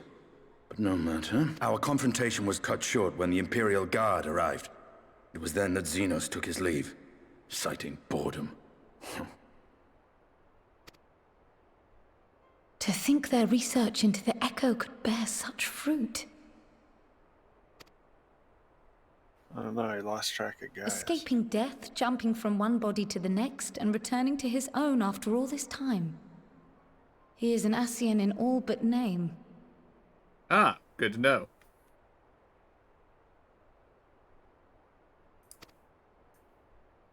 According to my chat, the level 3 limit break It for beggars belief, Dragoons is basically the same no as more than a that, just hero blue traversing the instead of rift red. between worlds. I'm gonna have to change.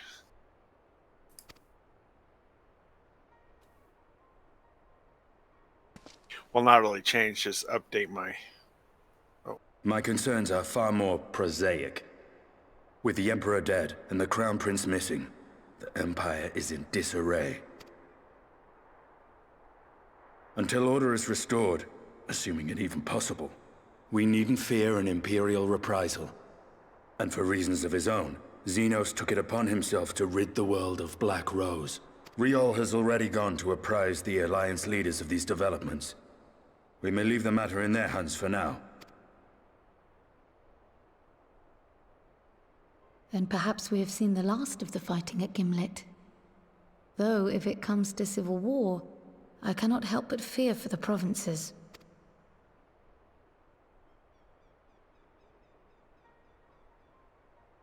Ah, I'd nearly forgotten to ask.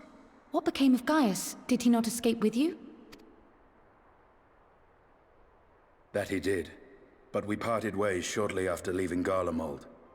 He claimed another threat had arisen which demanded his attention. He didn't elaborate, but the absence of some device or other in the capital gave him reason to believe they're planning something.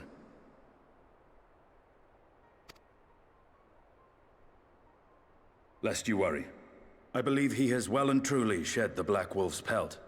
Conquest is no longer his objective. We may safely leave him to his own devices. Well, it's nice to have one less foe to worry about, even if we do have a mysterious new threat to look out for instead. Speaking of which, I'll see that Riol and Al Shinobi are made aware. Though we still know next to nothing, it can't hurt to be vigilant.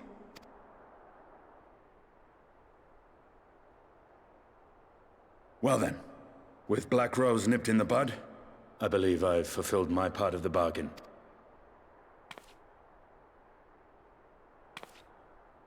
That's true, but with the Archon still slumbering away, we were hoping you might agree to stay with us for a little bit longer.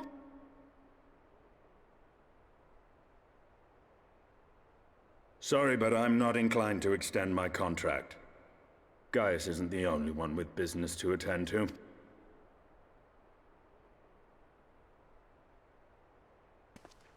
Thank you for your help then, Estinian. I see why Alphino admires you so.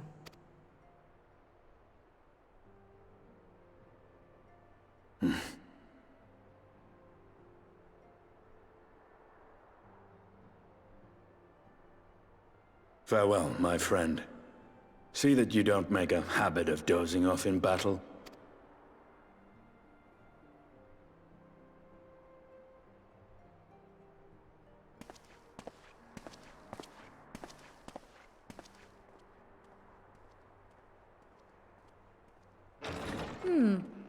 I suppose we should all be getting on then.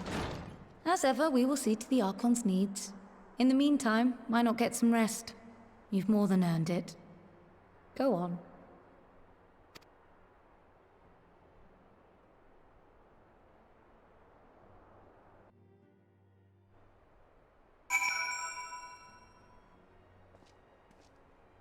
I'm going to leave Tartaru with the little check mark floating above her head.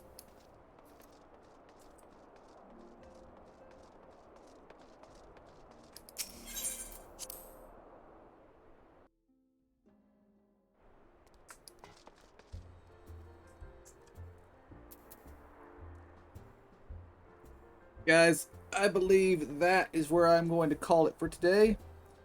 And I believe we will be back tomorrow. So, until then, I want to thank y'all for joining me. I hope y'all enjoyed it. I'll see y'all next time. And have a good night.